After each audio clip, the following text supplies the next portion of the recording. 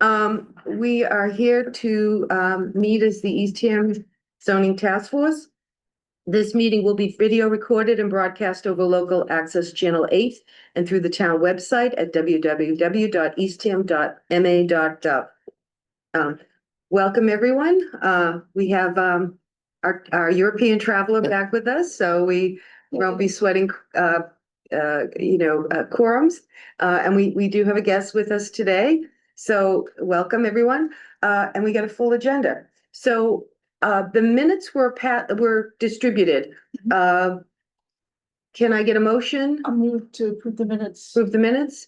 A second? Second. All in favor? Aye. Okay, great. That was the minutes of the October 7th meeting. The October 7th meeting, yes. They were distributed via email last night. So, okay, we have today three topics as our work plan has indicated. We want to talk about the issues of fencing, campers and trailers, and some definitions. So I think, Paul, I'm going to turn this over to you and Jackie. You can tell me how you would like this to go. And I want to just thank Jackie. She gave us a terrific summary. And then Tom found both background material on warrant articles on fences in 2007, as well as a handbook that was done by UMass of Amherst on fence viewers and the laws on fences in the Commonwealth of Massachusetts in 2002. I am intrigued by the position of a fence viewer. No. It's our fence viewer. Campaign sign. This is codified into so much Massachusetts law, fence viewers, but any event, I digress. Let me turn it over to Paul and Jackie at this point. Sure. Yeah. Jackie did the hard work on fencing, so. Okay. Thanks. So, I don't have a warrant or suggested articles here yet. What I'm hoping to get today from you all is just your feedback of where you want to get this to go. I think I'll start by saying, I think having a really clear justification for adding new language around fencing is important. What is it that we are solving or preventing? For an add some bylaw language in here. We don't need to read through every page. You've had a hand on those notes. The 2007 warrant article, I think, had some interesting and helpful information.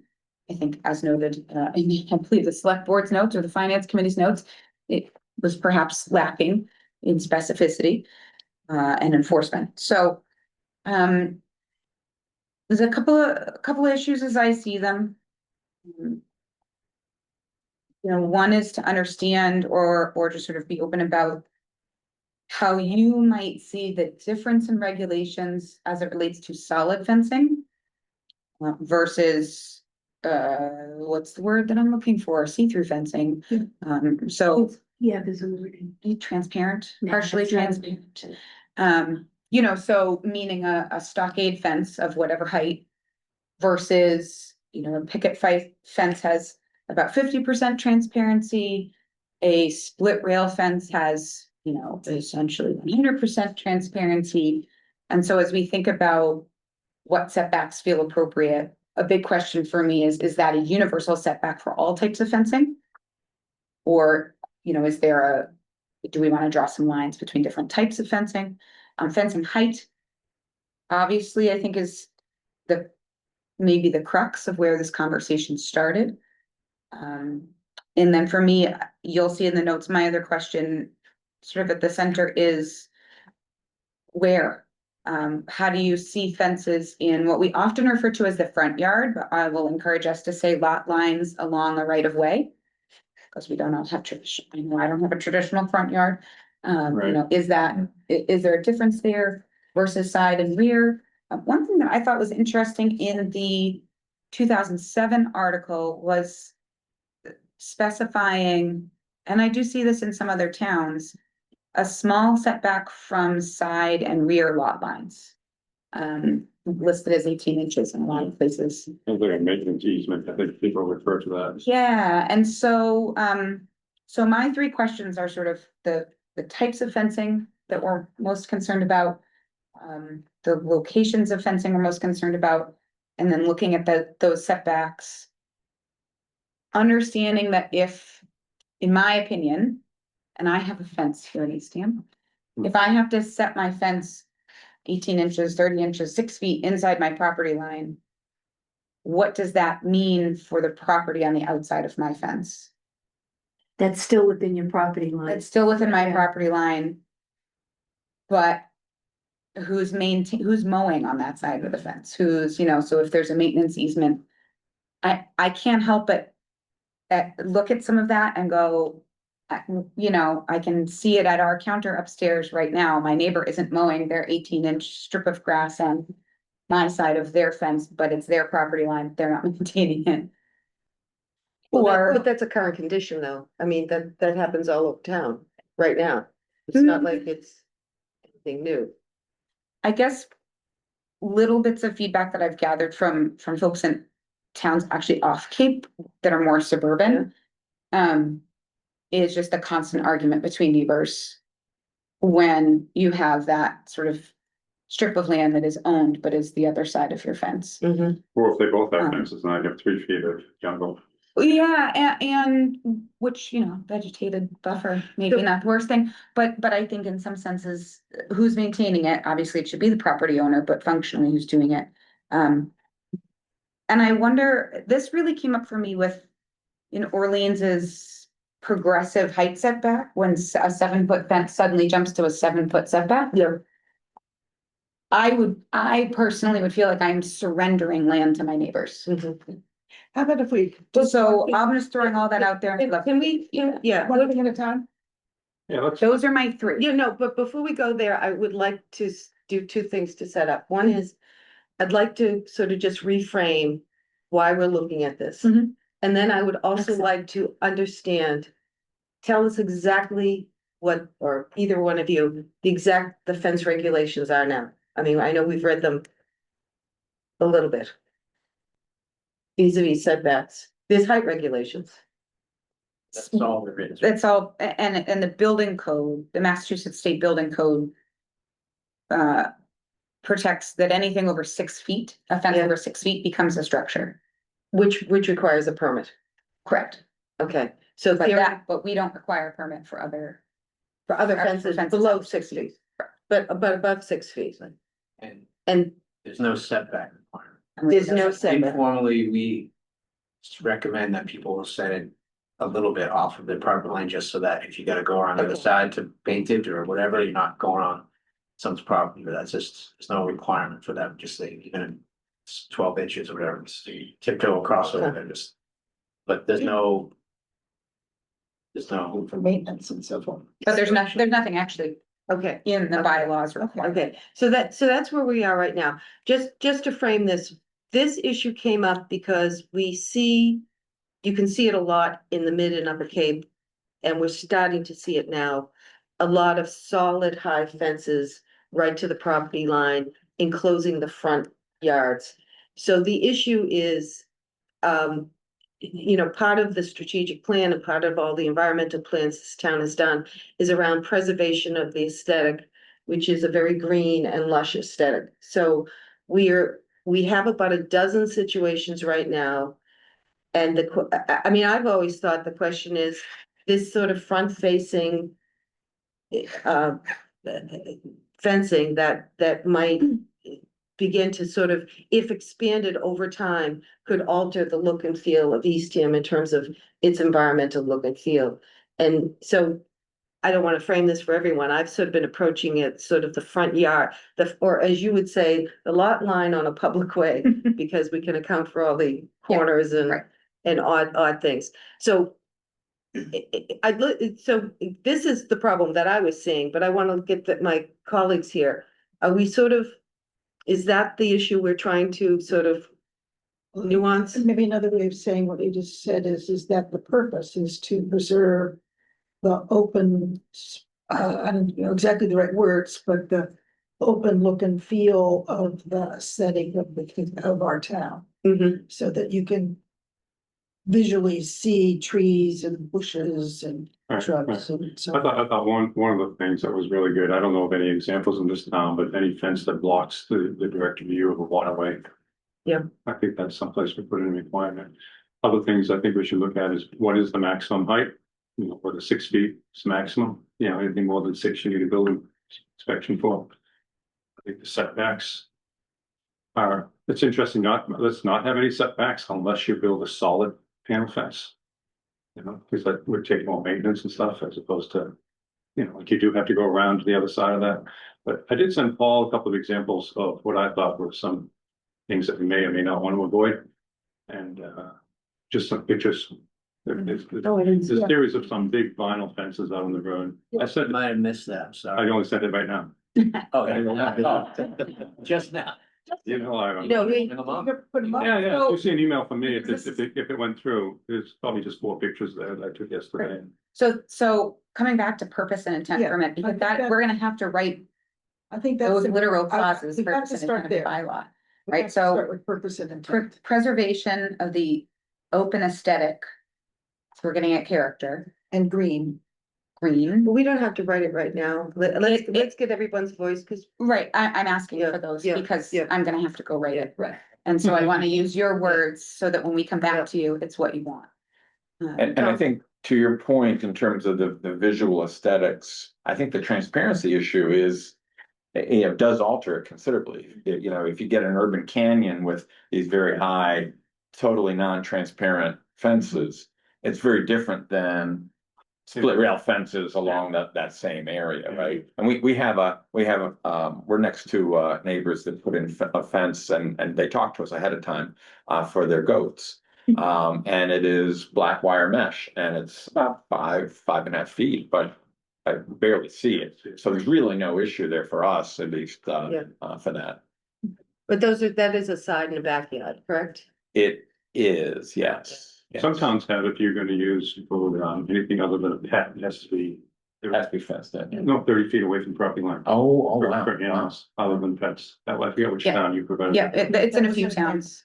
Yeah, but you know, that would perhaps affect folks that are, that have smaller lots, Right. right? And that can't afford a Right, right. massive, Oh, and I'm gonna put, massive and yard. I'll pull the rural ticket on this one saying, if I'm a suburb, I agree with that. If I'm a Yeah. rural, and I yeah, don't agree with good it. point. So I just grabbed these pictures, not necessarily that these are the fences I hate, but I think they're just good examples of what we contribute to our conversation. This happens to be one that's brand new on the corner of Meadow, when you turn it off of Meadow off of Herringbrook. And it's right on the corner, it's at least 6 feet tall. And it surrounds the entire lot, which is, you know, it's well over half-acre lot. You may see to the left and then to the back gap there, you're seeing it go across the backyard again. So that's on a corner. That's on the corner, and there's a few examples of that. To me, this is the number one culprit I would like to see us address, and it's all vinyl, so the lights are flashing off it all the time. And then we go through I threw up some other pictures just to say, so there you can see how it's on the corner, that's, and that's, Well, this is the one I said to you in Yarmouth. That visual that you just had there yeah. went for a quarter of a mile, because it was surrounding Oh, a yeah. subdivision. Yeah. In Yarmouth. Oh, they're And all over the place, yeah. That's why I was said, when I was up at the Mid Cape, it was like walls. You were driving walls of Yeah. white vinyl, and I'm thinking, oh my God, that's.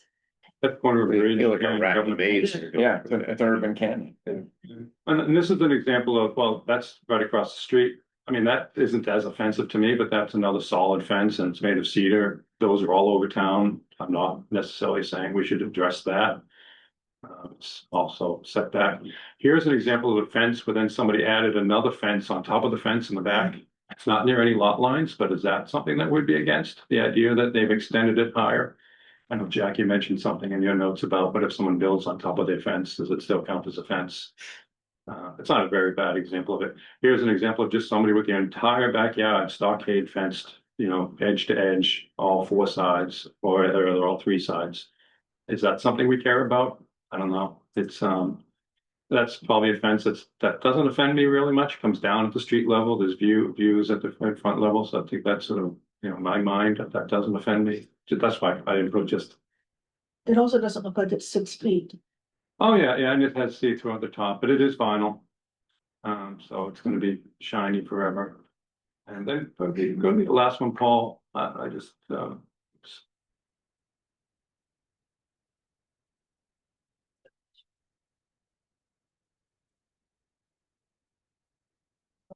and-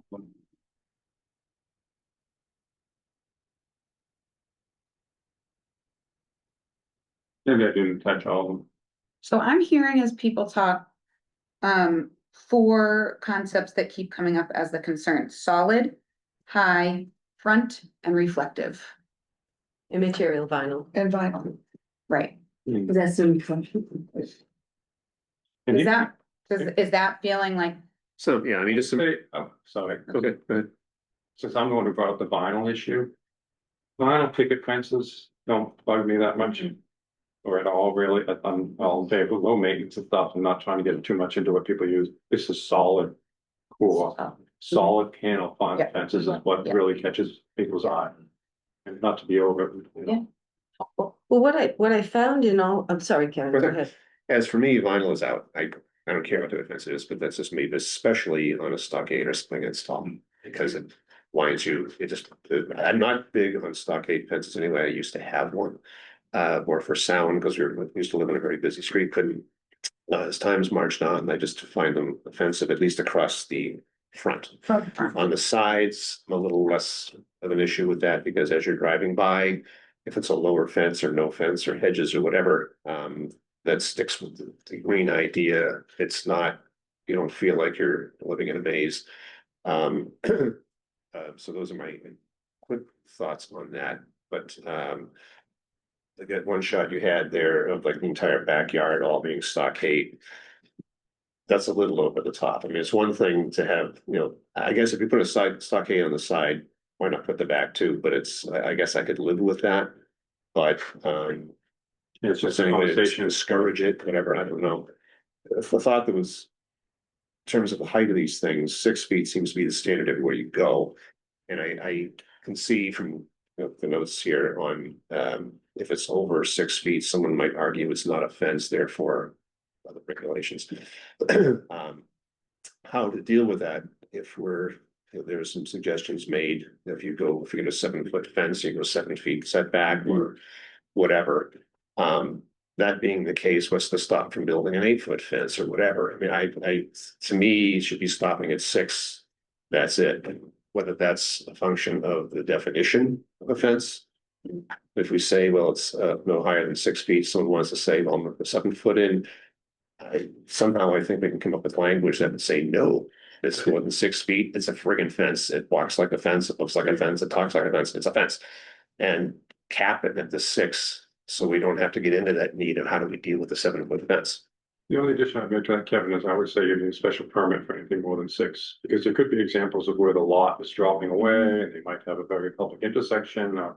I can imagine there are examples of somebody who says 6 foot doesn't do anything for me because I've had this industrial And site in next fact, to me or something I'm like glad that. you brought that up because way back in my DBA days back in Framingham, we had a lot exactly like that. The street grade was here, then you get to the lot line and the lot fell down like that.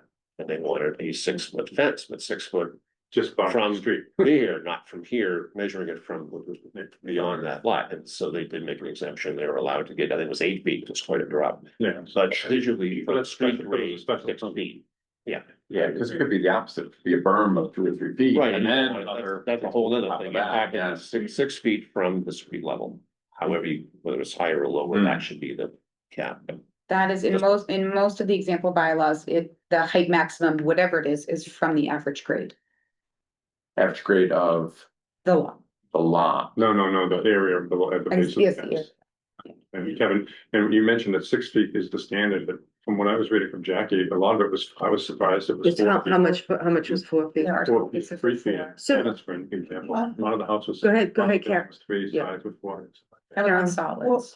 I did an interesting experiment about that much, but I talked to I think I mentioned this, Mary, I talked to my grandsons, they're 15, they're getting flight observant now. And I told them we were gonna be talking about this, and I asked them their opinion, I said, pay attention now, because we drive around a lot. Pay attention and look around and see examples and see what you think you want East End to look like in the future. And the only thing they objected to that they saw, as we talked about different fences, was the solid fence in the front facing. What people did on the sides and the backs, they said that's their business, that's their yard, they could do what they want.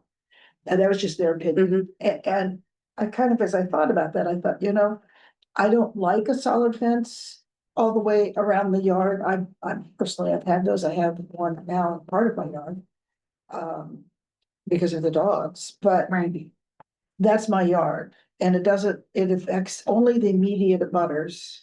And as long as I'm not impeding their water view, because I think that's why one of the main reasons people value property, it's my yard. I think the examples that you showed, I've seen examples like that too, of the Yep. big white vinyl fence or even big picket fence, that's Stockade. solid.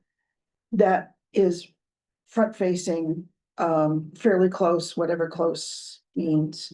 I think that's then cuts out the aesthetic of seeing trees and shrubbery and bushes and so forth. So that's, I think, I'm not as concerned about what happens around the back and the side, except for the water view issue. I think that's the issue. Yeah. The 18 inches issue. Paul's point about being able to do maintenance and painting and so forth. So setting it set back enough so a person could walk and do something with the fence, I think makes sense. Because I think if neighbors are gonna argue about who cuts the grass or doesn't cut the grass, it doesn't matter if it's 18 inches or 10 inches or whatever. They're gonna argue about it. It's just gonna be the nature of whatever that relation happens to be. I've seen neighbors argue the other way, where the fence is set back and the neighbor without the fence says, well, I'll take care of cutting the grass there for you. And the neighbor with the fence says, no, that's my property, don't step on my 18 inches. Yeah. And that has as much to do with relationships as it does aesthetics and property and so forth. We've got our neighbor in our backyard, exact issue. That's how we met him. Was I come from the suburbs, you take every inch, you put your fence right around the line. And so we were out there backyard and he came running out, yelling, screaming, he has a fence. And he owns, here's the fence, here's his yard. He left more than 18 inches, or a few feet, actually. I didn't know precisely where my yard was, Oh, you're but kidding. but that's how we met. Actually, swore up and down at us. We had a really good first impression. But that said, when it comes to maintenance, he cuts it. He's very possessive. He's not going to let anyone step on his property, even if your lawnmower goes over by two blades. He's out and yelling at you. Just here or? But he, I'm sorry. Just here or in your previous life? No, this is here now. Oh, right. Interesting character. That said, though, he does the maintenance and that kind of thing, but he doesn't cut the lawn as often as I would. He just lets that side grow wild until he does it 5-6 times a summer. That's it. But that's a tough one for me because if he took that fence down and didn't cut the rest of his lawn any more often than that, I've got no grounds to stand on it, look at him and say, well, you're a slob. But that's his call. If he wants to go green and let we did a grow green thing a couple of years ago, let the bees in the spring come in and the lawn was up to here until my wife came down with Lyme disease because all the ticks like that. Different issue. But if you take away the fence, no one's obligating him to cut his lawn. Yeah. So if he decides not to on his side of the fence, that's his call. So I can't object to that. As a compromise, what I would suggest is that if it's a solid fence, which is gonna require more maintenance, whether it has to be washed or painted or whatever, that we should have a minimum setback, of maybe 18 inches. If it's not, and this also encourages people not to put them up. And if it's not a solid fence, they can run a property line. Because when you think of like a split rail fence, it doesn't make sense to hold a split rail fence back because it's, you have access to it. Yeah. And if it's, something else like that, like a chain link fence, but if it's solid, you have a good argument to say, You need to be able to get to the other side, and there's a reason that we're gonna require you to have a setback. Another question as part of Yeah. my, that, I've seen situations where neighbors, somebody puts up a fence. And there's an argument over where the lot line actually is. After the fence was put up, Mhm. and where people have ended up having to take down and move fences. I've seen situations where things go to land court because suddenly somebody says, you had a fence. I had a fence over here, I've had it for 10 years. I'm now taking over that land and I want to go to court and move the lot line because you let, I forget. Adverse possession. Yeah, something, whatever the legal term is. So a logistical question for me is, if someone's putting in a fence, does it require a building permit? At Not all? currently. Okay, and the question would be, should it, Hmm. if they're building a solid fence? It's real small, it may be, but. And would that require a survey? Or some documentation of the lot line, so that you don't end up with that adverse possession. Adverse possession. Yeah, As I was reading through these and Jackie gave us information earlier. Sort of my first reaction, and I found this discussion to be really helpful. My first reaction was, let's not do overkill. That we could get so much into the fences that people start to wonder what is going on with them. I just think, and this discussion, like I said, is helpful because there's a lot of sub issues here and it's, you have to be very thoughtful before we move this to a final vote, I think, at town meeting, yeah. Can I pull a couple things together here? And I'll frame this because I think I'm picking up on both Carolyn. When I look at this and I look at sort of the reactions in 2007 and things, the questions about overreach. I step back and think the biggest problem we're trying to solve is these public facing front yard, side corners, whatever, where you get a wall. And in particular, if you get a vinyl wall, and that we've got about a dozen of them in town. And we don't like them, but if we started having 30% of the town look like that, it would make us crazy because we would lose that green aesthetic. So if that's the problem we're trying to solve, I'll just throw out my thoughts. I wouldn't touch our current regulations for side and backyards. I would just say, we're not touching that. And as far as the front, yeah, front or public facing, whatever, how we decide that. I think if you're doing a picket or a rail that goes up to 4 feet. I think you should, you can visually see everything. It's a landscape. Yeah, it's a landscaping thing. Like, we should not have any public process. You wanna put up that picket fence, whether it's white, vinyl, or wood, fine. I think I would love to see our regulations just come into the notion, if you wanna go higher than 4 feet. And it's public facing, you get a permit. To go higher, no higher than, say, 6 feet. I think I would vote to bar the vinyl from public facing. Solid panel vinyl, Solid. all vinyl. What's the? Solid panel is what we're talking about. Yeah. Solid. But I think all vinyl, I mean, I just think You mentioned earlier, if they put up a picket fence, whether it's fine.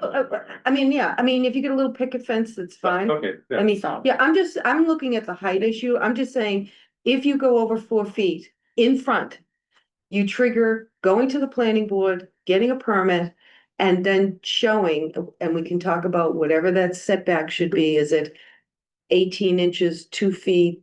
We can talk about setbacks. What is an appropriate setback? And I think there should be a requirement, if you're doing that high fence, you have some landscaping. You put green on that other side of your public facing fence. I mean, we do that all the time with everyone else who wants to develop. well, we have requirements already for landscaping from. So many feet in on the. When someone's coming to do a development, we require them to do landscaping. We don't require the average homeowners to do landscaping. And I'm not talking about extensive landscaping. I'm just saying there should be some green, or I guess. No, I think Paul, but that, I mean, that's a detail, but I'm just saying, I'm trying to narrow down I agree with what you. I It should be, think- yeah. if we narrow it down, because I'd like to be, not to be the nanny state about trying to construct, I think the argument. I mean, and then I think it's a debate in town. If people think that the visual aesthetic of green space is really important, then maybe some regulation around this isn't an overreach. There will be some people who say, you're asking me, you asking me for permission to do what I. Yeah. So, I mean, we're gonna have that debate and that can happen in town, but I'm just trying to, can we get down to framing it a little bit? You said not to touch the regulations on the side and back. What do we have? Regulations on the side and back? we don't. Well, it's, So, it's 6 feet. You can't go, 6 feet is by building Six- code. How do we, 6 feet is the building code. how do we interpret in the current zoning bylaws, definition of uses for residential district A? Talks about fences less than 5 feet and locations of it. Where is that? That's in 2.1 residential district A, 2.1 uses.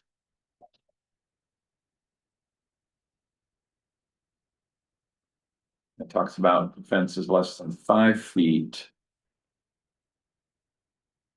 Are exempt, but over 5 feet presumably from my, Your page, not, So this is under agricultural, horticultural, Three. floriculture uses. Is that the one you're? yeah, how do we interpret that? Is that, is it only for agricultural?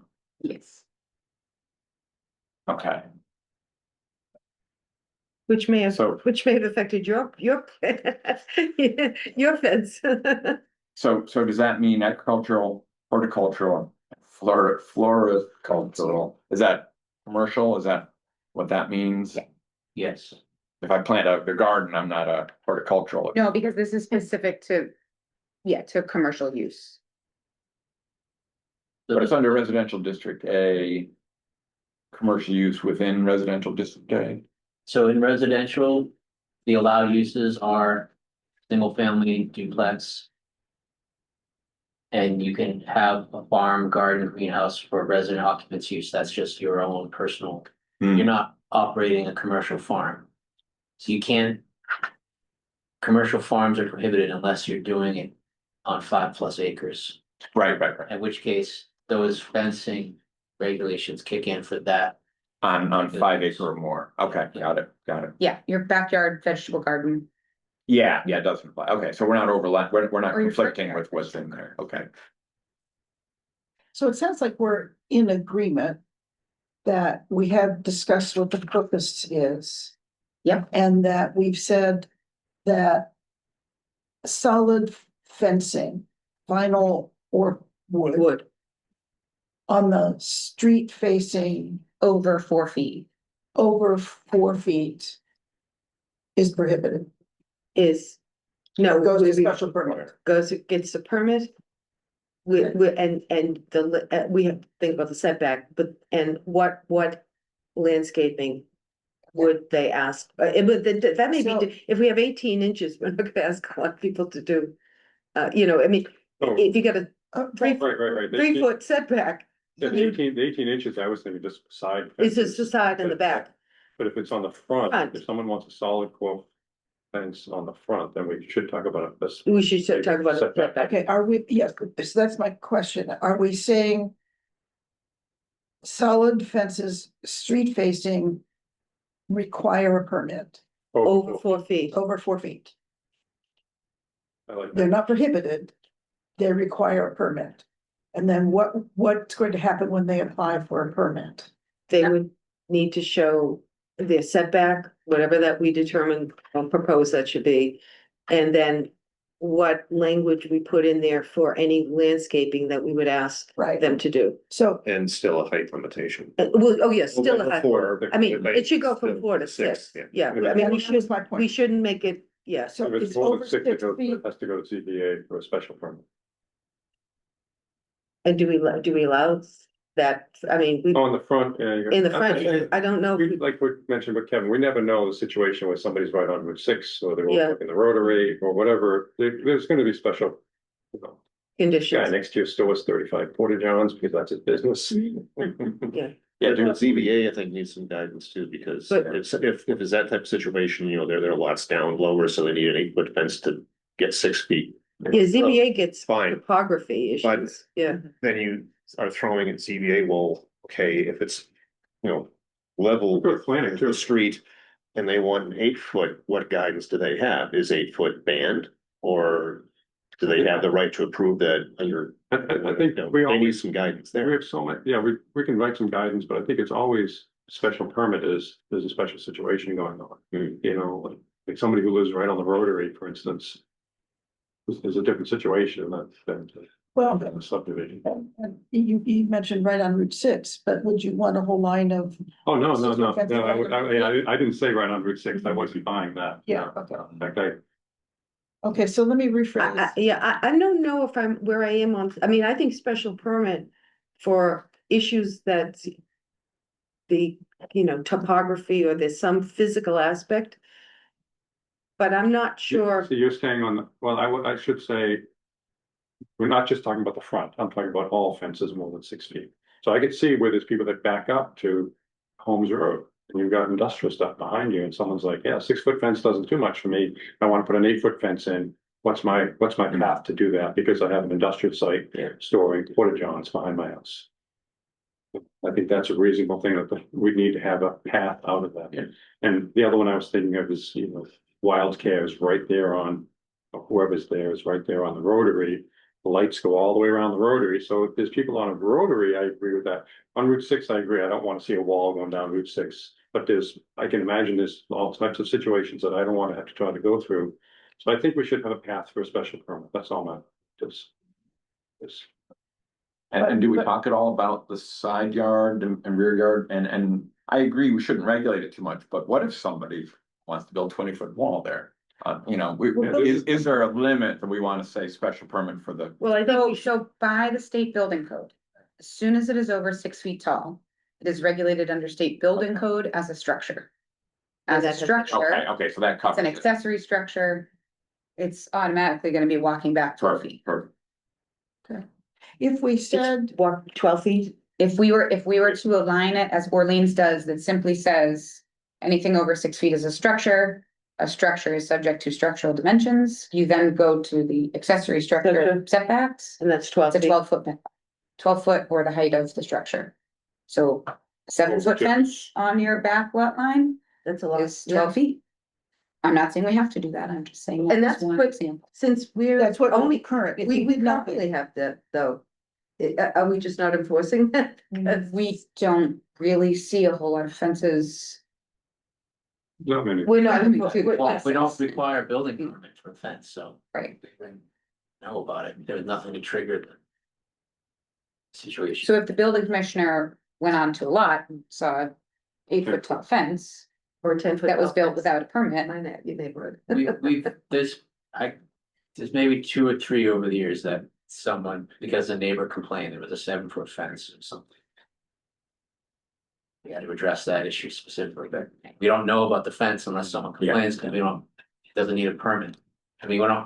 No fence needs a permit. I'm sorry, let me say. A 6 foot or under fence doesn't need a permit. But most people here is, you don't need a permit for a fence, so I'm putting my 7 foot fence up. And if the fence company isn't doing their homework and they don't care, just these things happen. So is it worth including in here to correlate with, at least with The building. the structural codes, yeah? To clarify. Can I ask you that, the whole enforcement thing, if you're if you're a contractor doing work here, let's say you're doing renovation work and the general pulls a building permit, right? The trades are all required to work under the auspices of that building permit?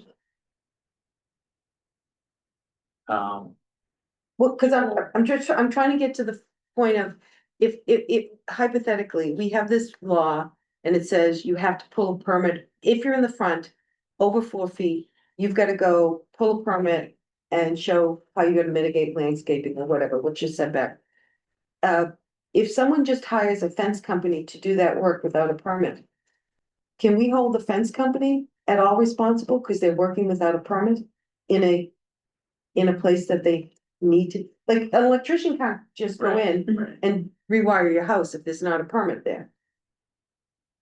Or quick, or. Yeah, I mean, I think, yeah, theory, yeah, if we're now requiring a building permit for that. Yeah, Are there any penalties for a landscape company who just ignores? I mean, that there could be, it's. We'd have to Build that write into that the in. bylaw. Well, I mean, I'm thinking about, for example, we wrote in clear cutting needs a permit. And clear cutting is continuing to happen and the landscape companies are doing it. And I'm saying, if this is not legal, like they couldn't replumb a house and rewire a house without a. This is probably more akin to a conservation situation where. It's the property owner is ultimately responsible. I mean, if the property owner. Does work in the resource area, they get fined. Yeah. Okay. And then there's a That- civil dispute between Right. the owner and the person, the contractor or whatever, but. I would say it's probably, And Okay. plumbers and electricians are licensed as well, landscapers and fence companies Mhm. wouldn't. Right, okay, so I think what I've heard us say. At the moment, we're only going to address. Front street facing fences, Lot Well- lines on public ways, is that the time? whatever the Jackie says the right term is. And that, And blocking views. From a roadway. I'm not Okay. blocking views. Oh, excuse me, Carolyn, off from a roadway. Because if we get into blocking views from yard to I'm yard, not talking about views, that's a separate subject.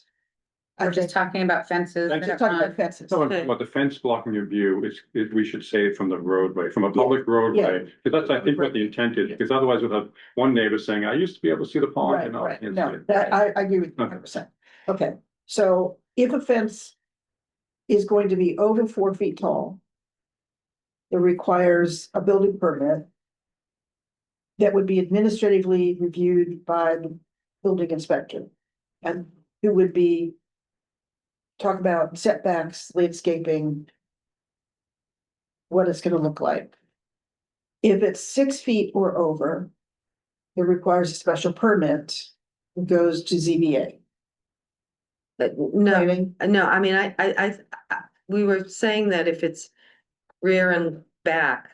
And it's not over 6 feet, which is, Right, I'm Right. talking about front. Just facing. front. there's no permit, Right, there's no it's building only, inspector. permits only for the front. For the front. So over 4 feet in the front starts with a building permit. Right, And administratively reviewed. For setback landscaping. Material. Okay. Over 6 feet. Requires a special permit. Over 4 feet. no, No, no, no, over no. six- Push back on that because the special permit process is extensive and expensive. Yeah. Hmm. Between, I know, if you want to but- build something that's 4 feet, they just have to get the building inspector to sign off. Well, I don't know, I'm not even saying the building inspector sign off. Like right now, you can put up a 4-foot fence, you don't need a permit. No, Okay, you guys saying the same thing. She's agreeing with you on Okay, I think so. okay, I think I'm, I don't think there's process for 4 feet and. so, it. No, yeah. no, Right. I, talking about I'm gonna over. agree, Okay, but 4.5 feet, yeah, 5 feet, 6 feet requires a special permit. No, any permit, just a build, we're A gonna stay. building permit. building, Okay, want to get the words right. Just a building permit. So back up a little bit. Right now, 4 feet doesn't require any and sign off. Are you saying then 4 feet and under doesn't require anything. nothing? All right. And then if it's above 4, it needs permission from the building department? In the front yard. In the, yeah. just in the front facing. You're talking In the front, public facing, right? if it's over 4 feet. Well, you're getting Before you're getting a and permit. And Get a in that permit application, you're gonna. Show how you're conforming to the side setback and how you're conforming to the And landscape. who gives the permit? Building. department? Okay. Mhm. That would set up the process like with other building permits, where if the fence is inside the setbacks, if it is over 6 feet tall, with other parameters, that would trigger a special permit process. Say that again, Jackie? So like with our other structures, if I want a 5-foot fence in my front yard, in my street facing yard. And I want it to be a solid picket or a picket fence, so semi-solid. It's over 4 feet, so I need to get the building commissioner sign off on a building permit. Yes. He's telling me the setbacks are, we haven't arrived at a number yet. And I'm saying, okay, yep, I can do that setback. And I have to put some bushes in front of it because it's over 4 feet tall. Okay, I can do that. And put that all in my plan. I would be of the opinion that the building commissioner or a building inspector can tackle that. Yes, If I really need it to be right at my, inside my setbacks, or I More than really 6 feet. can't put landscaping in there, or, or I want it to be over 6 feet tall, those exceptions. Now we're talking special permit, we're talking beyond conformity. Right. So rather than anything over 4 feet is automatically a special permit. No, I would always say that 4 to 6 is building inspector. 6 or greater, for whatever reason, whether it's landscape Yeah. it should be some sort of a special permit. I wouldn't expect to be more than one of those a year. Yeah. Those are very special. Well, circumstances. we just did 3 tiers, the rear, the back and the front, if it's under 4 feet. We don't want to talk to, The only exception I would make to this is that if we're gonna ban the vinyl, solid vinyl fencing, that we do that townwide everywhere. Whether you do it on the sides or the backs. say that again, I didn't. If we're gonna do that solid, like I had the picture of the solid vinyl, you can't see through it, no light goes through it. If you're going to do that, I think we should have a ban on that everywhere. Not just the front, I think there's gonna be a hard tell. I don't agree. you know, I don't, I think there's maintenance issues that people will argue for wooden fences. That's one of the things. I mean, I hate vinyl. I hate vinyl. I'm not. So, no, I think there's gonna be maintenance issues. I think there's, we've got a major vinyl fencing company in town, so Yeah. there's, there will be opposition that we're, Mary, I'm not saying I'm No, gonna push back on this too hard. If I look at a white picket fence that's vinyl, yeah, really, it's 4 feet tall, I can't tell whether it's freshly painted or vinyl. yeah, But if I see a solid white wall on 3 sides of the house, I feel bad for all 3 neighbors. I'm like, oh, I got Yes. this big wall, I no agree. light, I not even a agree. mouse can get through that fence. Or birds or anything else. And to me, that solid vinyl fence going around on 3 sides has more of an impact on the neighborhood than that 4-foot vinyl. So I'm not Would abandoning it, of would it be vinyl okay if everywhere. that fence was still 6 feet tall? And it was a stockade fence Yeah, made out of wood? that's why I included a picture. So it's not the vinyl, that's the height of it, it's the stockade It's style. that's all of it. It's all the visual impact. It's always gonna be shiny and white. Well, if it was wood, it wouldn't necessarily be shiny. Exactly. It fades away into the back. So That's why I included some A pictures wood, a of. wood stockade fence. The cedar stockade fences fade away. Yeah, that's why I included several pictures of them for the Yeah. discussion to say. So it's really just the vinyl that's your issue, not It's the height the of it. solid, per se. white, shiny vinyl that I have to look at if my neighbor puts that up from end to end because he's mad at me or whatever. And then I have this solid fence that the wind or breeze or bird or nothing can go through it. I think that rubs against the East Ham ethnic ethos more than a lot of other things. Although what you just said becomes a spite fence, right, if they're mad at you, but I wonder, to me, a stockade fence can be looking just raggedy. If it's not maintained, right, as some people will say it's these That's why you put it- vinyl fences that's why are you- pretty, right, I don't agree, I kind of agree with you, but Yeah, are we getting into the aesthetics side? That's a good debate. That's why. I could also paint my once cedar natural fence bright white. Yeah, Or Yeah, I orange, understand. or orange. that's the point, purple. There is no perfect solution, it's You know what? just what I'm saying is when I see that 4 sides of vinyl fence, I'm glad I don't live next to that house. There's a stockade fence, it's just around the corner from my parents' house, and the owner painted each stockade a different color, so it looks like a box of crayon. Oh. Eraser. Oh, I think that's adorable. Rainbow. You could paint nasty faces on the outside, yeah. Yes. Okay. Everybody has their own. I can also tell you, you can get composite material that looks like vinyl that doesn't shine. It's about 3 times as much because that's what I put in my Yeah. I just have railings. Believe me, I don't have fences. Yeah. But I said I want no shine. It's crazy. But it sounds like we're understanding that we don't like the look of solid fence all the way around on three sides and the sides of the back, the sides of the back. But for this round, we're talking. Oh, I'm about not, yeah, I wasn't trying to ban that, by the way, 'cause that's why I showed a few pictures of the cedar versions. Okay, We would, doesn't look great, but I'm not Right. trying to ban that. but over 6 feet on the sides. Over 6 feet on the sides, they're still required to get a building permit, because then it becomes a structure. Over 6 feet, yes. Over 6 feet. So, I mean, we could also, you know, in writing the report, because this process, whether it's going to the select board, going to the Mhm. planning board, going to other places. Put an option. We could put an option that said, we see, really considered this. And kind of test the waters to see if there's, I mean, cause aesthetically, yeah, I would be fine with that. I'm just. You know, I think when I look back at the public comments of why things didn't go down in 2007, there was some overreach a little bit. And I also think the sentiment in this town is a little different now. But like one of the overreaches I thought was a requirement, which I don't know how you'd ever enforce, that if you had one of these non-conforming fences, after 10 years, you had to take it down.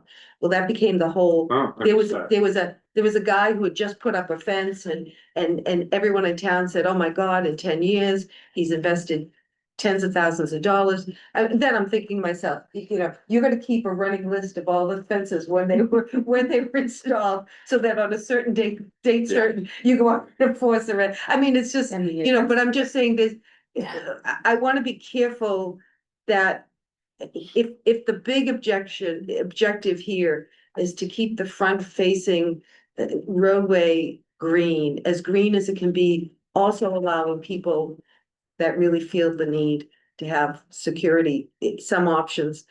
I'm trying to find that, you know, where's that balance?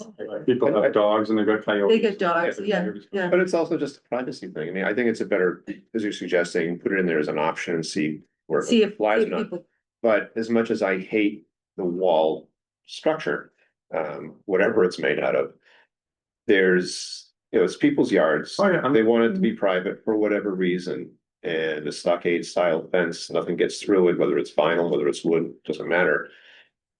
I think you're gonna get a lot of pushback. on I'm that, not, because now it's I'm getting not a little advocating too for personal. stopping them, I just. No, I understand. yeah, no, I think. But in it's, report- that's gonna be a tough one to sell. I think in report, I think we could even be more proactive. We could say, we consider this option and put it out there to Right. see how people. One of these examples is for the past 15 years, we've seen the explosion of Airbnbs. People are Yeah. creating these backyard oases that really look good online. And you see, you know, and that's one of the things they're doing. Yeah. They're surrounding their backyard with 6 foot tall vinyl fences and they're putting, you know, there's a pool there and everything else is going on. So we're seeing more of people creating this. Yeah. Closed in, totally closed Yeah. in backyard, so. No, it's good. It's all over the mid and lower Cape. It's all over it. So it's kind of happening. It's a trend. I like your option, Mary. Let's concentrate on the front and then Front. say as an option, some of us think that banning solid core I vinyl know. over 4 feet, let's say. Yeah. We're only concerned about stuff that's over 4 feet. On all sides, to see what they say. And see what the public says. So I'm saying there's a 3-tier, you know, the rear, the back, and the front under 4 feet. We have to talk about corner lots and Yeah. visibility. And then the front is between 4 to 6 feet, you're getting building permits and complying with whatever setback and landscaping and material requirements. And then over 6 feet is a special permit. And then is a special permit, And they have to prove hardship. and they'd have to prove hardship. So. We'd have to prove cause, not hardship. Cause. Hardship meaning a variance, which is Yeah, very that's right. specific. They have to prove what then? What might you say, like cause, like what is your really good reason? Yeah, Right. you're on the rotary. Okay, Right. if it's Right. a lot. It's on a corner, I saw that, we mentioned that, or somebody mentioned that. If it's on a corner, so the front facing faces. Front of the house faces one way, but the side. Is on a, No, it's Corner. Secretary Street. And that is that considered front facing also? Well, if we talk about it, lot lines on the public ways. Yes. Okay, Yeah. all right. Lot lines on public ways. And I will say, we do have some really good examples Yeah, I saw that, visual yeah. corner clearance. Yeah. Yes. From other towns that I think are already really good, strong language to protect the safety of vehicle passage. So Setback, do we have a recommendation on the setback? Just for the front. Just Front. front. front setback under, Between 4 and 6. only between 4 and 6. Yes. Right. And what is our Right. standards right now for the various setbacks? You've got 12 feet for accessory dwellings. Yes. But do we have any other shorter? 12 feet is a lot. What did we say about landscaping? When we did the, When we did the landscape perimeters between Perimeters. properties, it's 6 foot, Between properties is a 6-foot buffer. 6 foot buffer. in the front, No. Between properties. So Between, by abutting But did we properties, say so if they're in it- a corner, you're talking two public I think you ways. make it the height of the fence. There's examples of where people are on tight little streets. They don't have 12 feet in front of their house. You know, So they Yeah, have a it's 6 foot. you know, set might 6 have- foot fence, they've got a, adjacent to a beach parking lot, still has something that are down, they'll dump it down and stuff where. Yeah. The people have fences because otherwise they've got a parking lot in front of their house. Right. and we're talking about the length of this table. Of these 72s. This looks like 12 feet here.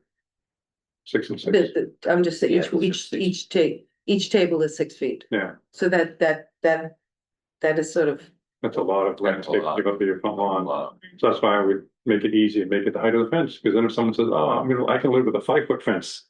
You know, or something different. I mean, I mean, the one thing about the height of the fence is that we have a lot of other bylaws in other towns that are using that standard. Yeah, yeah. I'd like to find standards that other people are using. So if someone puts it they want 4'6" and they have 4'6" back, you know. If you want a 4-foot fence, you can be on the lot line. Yeah, If you want a 5-foot fence, you You're get 5 feet. five So feet there's sort of this penalty that you have to, I really want. de-incentivize, De-incentivize. de-incentivize the, If I want to go to 6, and to me, that sort of works. yeah. 12 feet is, I was looking at that, 12 feet is good for sidelines, but, sheds and stuff like that, but. Are you talking front as well, or the public We're facing? only talking. Just, Yeah. so do most of the lot lines here, is there a buffer between the side of the road and where the lot line is? The town owns an easement on many roads, but we've got a lot of different things because there's so many roads are private roads. Right. Well, there's a good question, the effect on private roads, but that's, I think Yeah. you would have to, But the only thing you can it does. pick, the only thing you can really point to is say, we're gonna go with the lot line, what you own, because what you own is what you. right, but I would worry about if there is no public easement. And yeah, exactly, because. And you're Because putting- sometimes those lot lines are the middle of the road. Yeah, yeah, Behind the seashore. exactly. You're putting No, a we fence don't own right the at road. you're gonna restrict So the my road. 6 feet starts from the center of the road because I'm on a private Yeah, road that yeah. I own with my neighbors, so. Seems like 18 That's- inches is not a You bad. had ZBA once. Exactly, that's why I just brought well, up should here. it be Yeah. from the lot line? No, not the lot line. But sometimes the lot line is the Street. middle of the road on these paper roads. Right. So I'm. Well, It's like buildable upland. well, I mean, I was thinking, yeah, the private road is an issue. There's also just a lot of paper roads. Where it is a road. Public Yeah, or and private, then it's never you been can't put built that- out, so it's really just a drive, it's just like a 12-14 foot driveway, but it actually is a road. Right. If you look at if someone's gonna get a survey, the survey is gonna come back and say you actually have like a 40-foot road here, even though it's probably never gonna get built out, but. And that's where it gets tricky with a private road, because everybody. Rule of thumb, you're going to the middle of the road. Right. So if I wanna put my fence into the middle of the road. Yeah, Okay, but the next person down further says, well, now if you're actually blocking my way, I'm gonna tear it down, or guess what? I wanna widen the road. Now I have the right to widen the road because I don't want a 14-foot road right at the Right. bottom of my car every time. So you get into all these. So Unanticipated. how could we define it? Is there any, I think it goes back to what are we trying to solve? Is it really just the public facing yes, situation? So. Is it? Fences along it is. That's all we're Public talking ways. about. public ways, yeah, right? So private roads stay top? I mean, this is the discussion. Well, well, by definition of public way, is a private road a public way? Depends. Private ways a that- private way is a Private public way, ways that right? are open to the public Yeah, and there's yeah. private ways that are. And if it's private though, isn't that up to the people that own it to adjudicate it between themselves? I don't know, Well, if don't you've got have a it down private here road, with you've me. got, two, say, 3 or 4 people, they all own to the middle of the street in front of their lot. Um. Yeah, I would think some wording in there that would limit people and not block the private road. Because Right. it's almost like you got little easements to go over every other person's property, it's Yeah, recognized yeah. as such. So you can't block those up, so Jackie? you, Right. to prevent somebody building a fence right up to the HOA. lot line, would still be subject to, I would think. I can't cite it directly off the top of my head, but I believe in the state's definition of a publicly available private road, there is a prohibition of putting any structure that would block the flow of traffic. Right, so however that So we just language is. Signed that and So maybe that's nuance, because I think we're gonna get into, I feel like the investigating how the language would be modified to even, maybe it can't be modified to address the private ways, but maybe some nod. I don't think we can resolve this right now. I think you need to do a little research and you guys need to just talk about. Before we focus on public works. We'll stop now. you know, this has been really helpful, really helpful to be able to craft what it will. Okay, but back to the public way, if it's a regular road. And if there is on that particular road, no easement, public easement. Could somebody build right to the pavement, put a fence on the pavement? If we're saying you can build anywhere, there's no setback. It seems like there should be some setback from the pavement. On the For- 4 foot or less. for any. Fences. Yeah, even on a 4 foot fence, you wouldn't want a fence right at the edge of the pavement. I mean, Like, that's, is that where the 18 inches come in? that's what I was thinking. In a lot of the other town regulations, it is 30 inches from A a public way. roadway, right, Or roadway. let's stick with that. okay. 36 is here. It's my house. Just along a public way or whatever, we'll figure that part out, but basically we're talking about street frontages on a public way. So Yeah. if you have a fence between 4 and 6 feet. That requires a building permit, Yep. And which is a permit that says, well, the setback is whatever your fence height is, right? About 4 feet, About 4 feet. unless Yeah. you wanna make that in a general rule, let it apply to the 2s and 3s and 4 foot fences. Cause if we're gonna say 30 inches, I guess just wanna clarify, so if we're gonna do a building permit. It has to be real simple, and if we're getting into like. You need to screen it with tree, I mean. That's hard. Expediting building permits for that's gonna be tough, unless it's like so black and white that like you quickly look like. Here's your fence, here's what it is, and it's like, okay, you got 3. You get trees staggered every 3 feet, whatever it's gonna be, cause otherwise. That's a lot of building permit and a lot of review for a fence, so I'm just saying we have to like craft this. the only, So that's. Because really, these should be express permits. Yes, I agree. Yeah, And We agree. the only place I would be pushing for screening is when it's a solid fence. With the 0 visibility. to Yeah, it. right. That if somebody wants to put up a 5 foot picket fence or, where it's 50% open or something. Then you're still seeing the greenery through their yard anyways. so is the minimum setback for fences below 4 feet? 30 inches. That's what we've seen in other. From other towns. Trying, how On the about this? roadway. The setback for all fences on the roadway is the height of the fence. 3 foot fence, 3 foot setback, so on and so on. A solid. A non-solid fence between 4 and 6 feet requires a building permit. A solid fence between 4 and 6 feet requires a special permit. Wanna make 3 tiers, under 4 feet has a setback, no permit. 4 to 6 feet has a permit. If it's not solid anything. It's just the permit, it's just the building commissioner confirming the setback, No screening. no screening. If it's solid, and now But we're it's gonna get also- into. it's the screening. materials. The materials are part of that. The Right. 4 to 6 Yep. is the no vinyl. Mhm. if it's gonna be, if you're gonna have a solid fence in your front yard over 4 feet. Then it's going to a board, so they're managing landscape conditions, which is gonna be quick. And we have to just define solid. I mean, Right. Over 50%.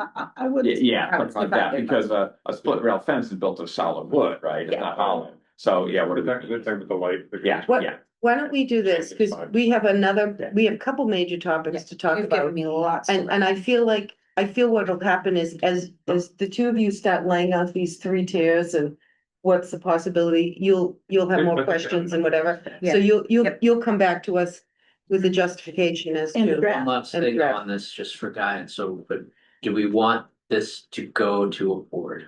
Or do we want it to be done administratively? As much administratively as reasonably we can. Going to a zoning board, you're, Expensive. It's expensive. Yeah. Not so much expensive for cash, it's expensive, it's a use of resources for the Yeah. town, Yeah. volunteers, no. the it's board. just something that, That's the we're sentiment. gonna get into the same thing when we talk about the campers. Yeah, too. right. That's the same sentiment, though. I think we're trying to make it more administrative and less owners. Even though it unless- doesn't sound like that all the time, yeah, the more Yeah, administrative we I can think- make it, the Yeah, better. I think we'll hash this out, come up with some language, and I'd like to get the building commissioner's opinion too, just like, how would he look at this, like, Yeah. and just so you can have that feedback. yeah, Like, yes, that would be good. Excellent. But, you know, he might say, as long as it's black and white, and I can bang these out as express permits or not, so we can get that. Yeah. Excellent. Okay, great. On to campers and trailers. Just remember, right now, we have had on the books for decades that the select board has to approve campers, which they've asked us numerous times to say, why are we doing this? How are we doing this? What's the criteria? We don't want to be doing this. So, I mean, the simple thought is, does the moving one is moving the oversight to whether it's the planning board or whomever. Or administratively, I hadn't even thought about that, but they would like the administration. And then the secondary question is, okay, if we're gonna change who reviews this, there is no guidelines on the books about where, how, when, whatever. So that's, I think the question is, should there be any guidelines, wherever the approving authority is? Did I frame that correctly? Is that what we Yeah, have? that's pretty much, Yeah, there's okay. always just been a case by case basis, few that have come to the select board, so. So what I've done here is just a draft. What it might look like, so. This is section 2.1 where it is now, basically. I think we should expand, it just right now it says storage of campers and trailers. I think, to be clear, in the definitions, there's mobile homes, there's trailer homes, there's RVs, which just, Jackie said, if you go online, there is a difference between a recreational vehicle and a mobile. So again, just what we're trying to capture all these things, so. It would apply to all these things, and then vehicle trailers, and so switching it from select board to ZBA, it could be planning board ZBA, but I stuck with ZBA just because I think it's primarily gonna be a setback issue, a dimensional issue. So Paul, on that topic of vehicle trailer, let me ask, I think we had talked about from the select board not regulating storage of boats. A boat is often on a trailer, and that's a trailer that attaches to a vehicle. Are we intending here to address boats on trailers? Or more importantly, when the trailer is sitting in the yard and the boat's on mooring. So I was gonna say. There's a good point, yeah. good Yeah, point. so, yeah, I wasn't thinking about the boat on the trailer, it's more like. Or the landscape, Or an empty trailer. Yeah, you got. do we want to say excluding boat trailers of certain size And perhaps? nautical themed trailers. Well, we could add a definition of vehicle trailers. Yeah, actually, we're gonna get into that too, because we talk about sheds. But So yeah, we could fine tune that, but basically make sure we're capturing all the specific types of issues, transfer it over to the zoning board for, at least out of the select board, and then. This is actually kind of reworking the section that talks about setbacks, so I'm just proposing that however we end up, we just actually put this into a table format. Detached structures and pools, we already worked on before, so this is just reformatting it, nothing's changing. But, my thought right now is just, do we stick with The the setbacks, setback that we we have have with for the other- detached accessory structures is the minimum is 12 feet. And so if we did a minimum street setback of 20 feet from the 20 intersection. feet from the intersection, again, this is a line of sight thing, maybe we can clarify, when we clarify what the fence is gonna be, we can have that be the same, but I think there is. To me, whenever these things have come up. It's really just, I just looked at it like, is it causing a nuisance, is it causing a safety issue if you get this thing parked? Too close to the street, The road. so that in reality, most of these things are gonna be in someone's driveway. On the side of their property, right next to the property line. Yeah. And So in my case, if I had something in my driveway, I would be within 12 feet of the sidewalk. right, so this is just setting up some base minimum, but then.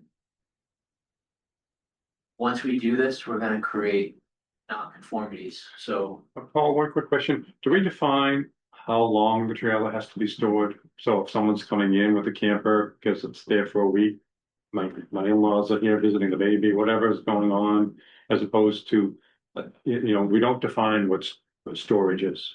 no, we don't, and that's the question is, and this comes up. I got relatives that are parked in the driveway for a week. Yeah. We're definitely not, I think that's all. I think this is really geared towards you own this vehicle, this thing. And you So- have it parked as a storage, so More than, presumably there, it's, doesn't move for 30 days or something. I think we should put something in there to define storage. I'm confused. I guess, If you had someone come to visit you and park in the driveway for a week, right. is your neighbor gonna be able to complain versus you Because it leaving your doesn't camper there for because it 6 doesn't months? meet the setback. Yeah. Okay, Right. gotcha. Well, I think it should always meet the set. I mean, we say there's minimum setbacks. We're saying things should be set back. But I thought this was a different question about whether you're allowed to store these things. that's what the regulation is about storing, not whether you have someone that's visiting and they're parked in the Right. driveway. So, but we don't define storage. Is it 30 days or 90 days or? We don't so it's just, And we have campers being used as accessory housing. well, I mean, Which is not permitted. that's. I have a neighbor who puts up 3 Firebird guys for the summer, so, That should not be happening. okay. That's under the health Well, would you regulation. give me, we have the new enforcement officer, I'll make a long list of all the violations. But yeah, that's- I've been watching for like 100 years. Habitable spaces Just help. storage, that's all the language thing. Yeah. There's no, language right now.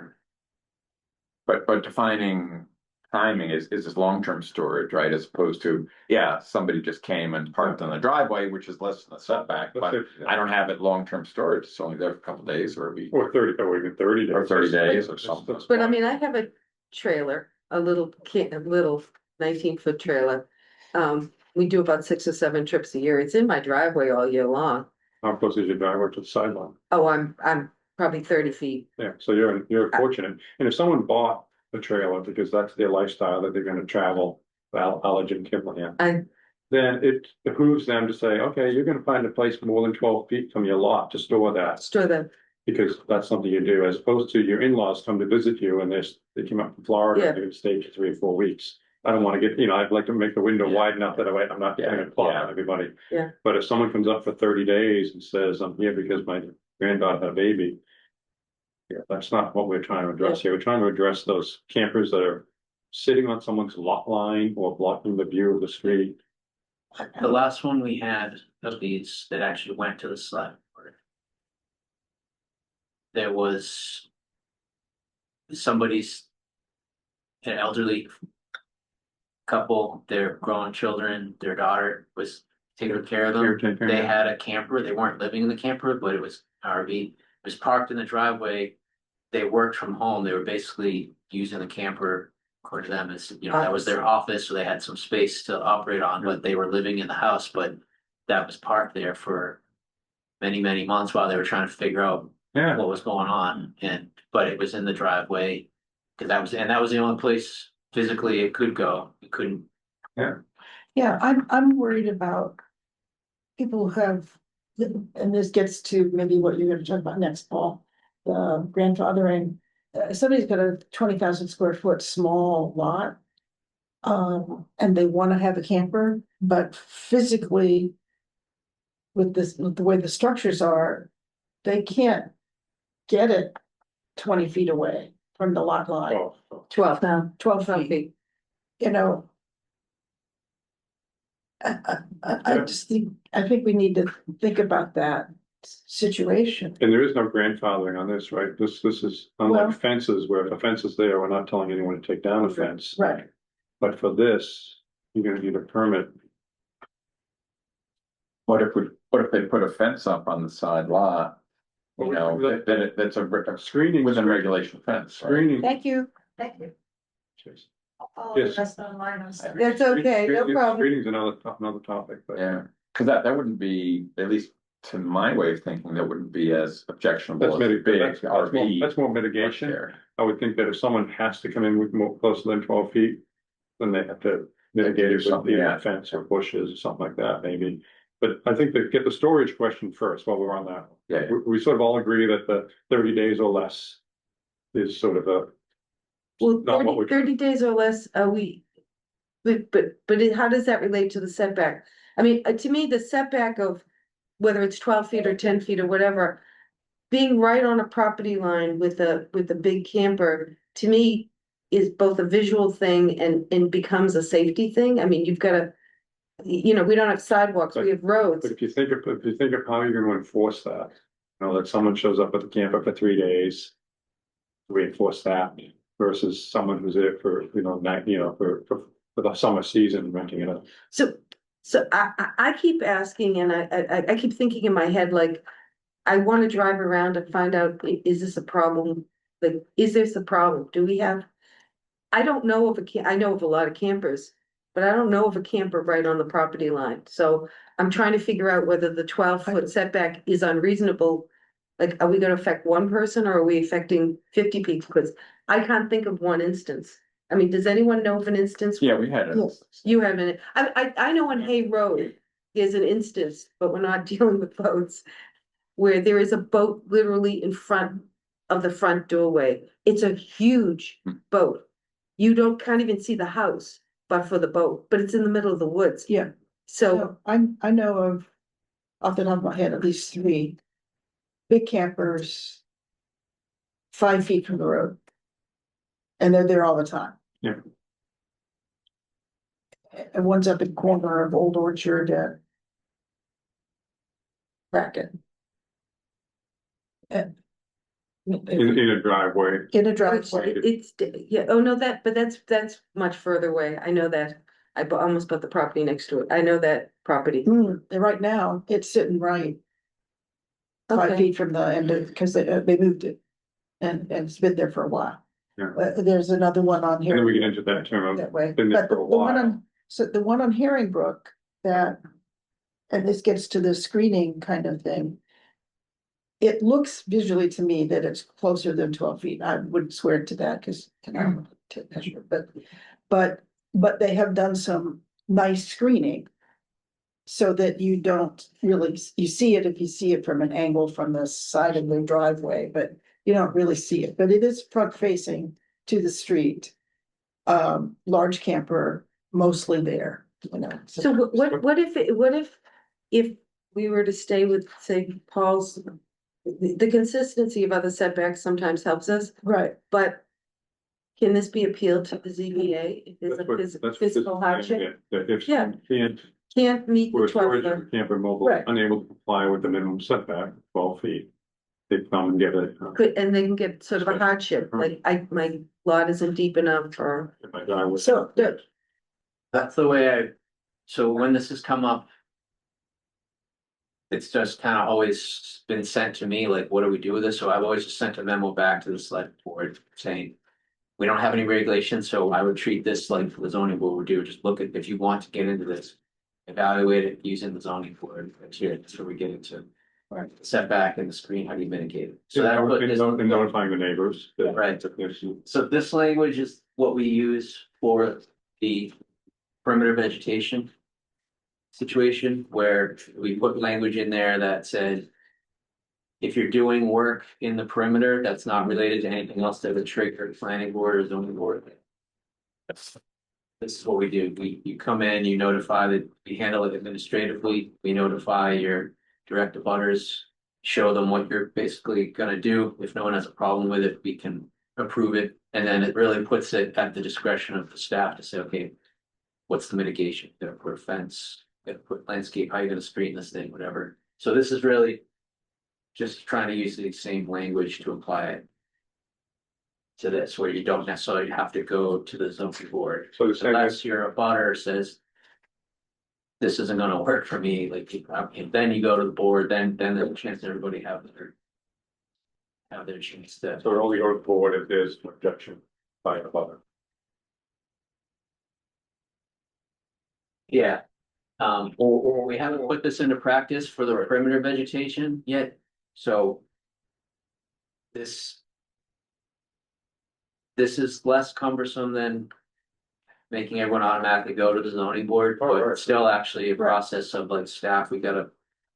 Figure out a I mean, contact. it's only hearing for just the fence. Yeah. Yeah. It's a lot of people. Yeah. That their roll, their schedules around that. Is the wording special permit, I can't remember what we were saying before on. The extra high bar, is that a high bar special permit or is that the administrative?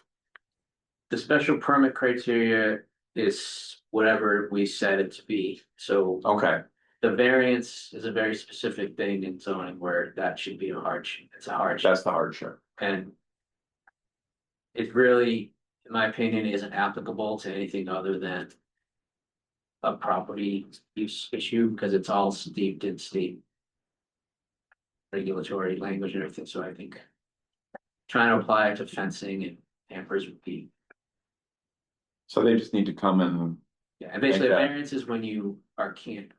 Yeah, I would keep it with a special permit. It gives us the most flexibility to craft it the way we think it should. and that just means they come to the CBA and have Yeah, a, it's basically, I can't fit in yeah, to this, and here's how I'm gonna mitigate it. I'm gonna put a Okay. fence, I'm gonna plant a screening or whatever, but then the board. I think I referred to it. So well, I guess the fallback is section 10, which is where the ZBA and planning board criteria is, so that, there's always gonna be these variables about what the lot is and the siting of it, the situation, so.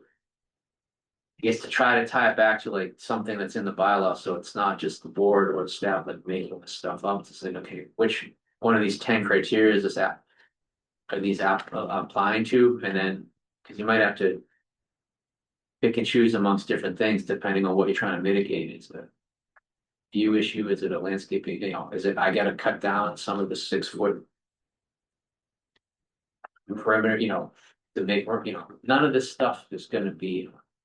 yeah, Black and white.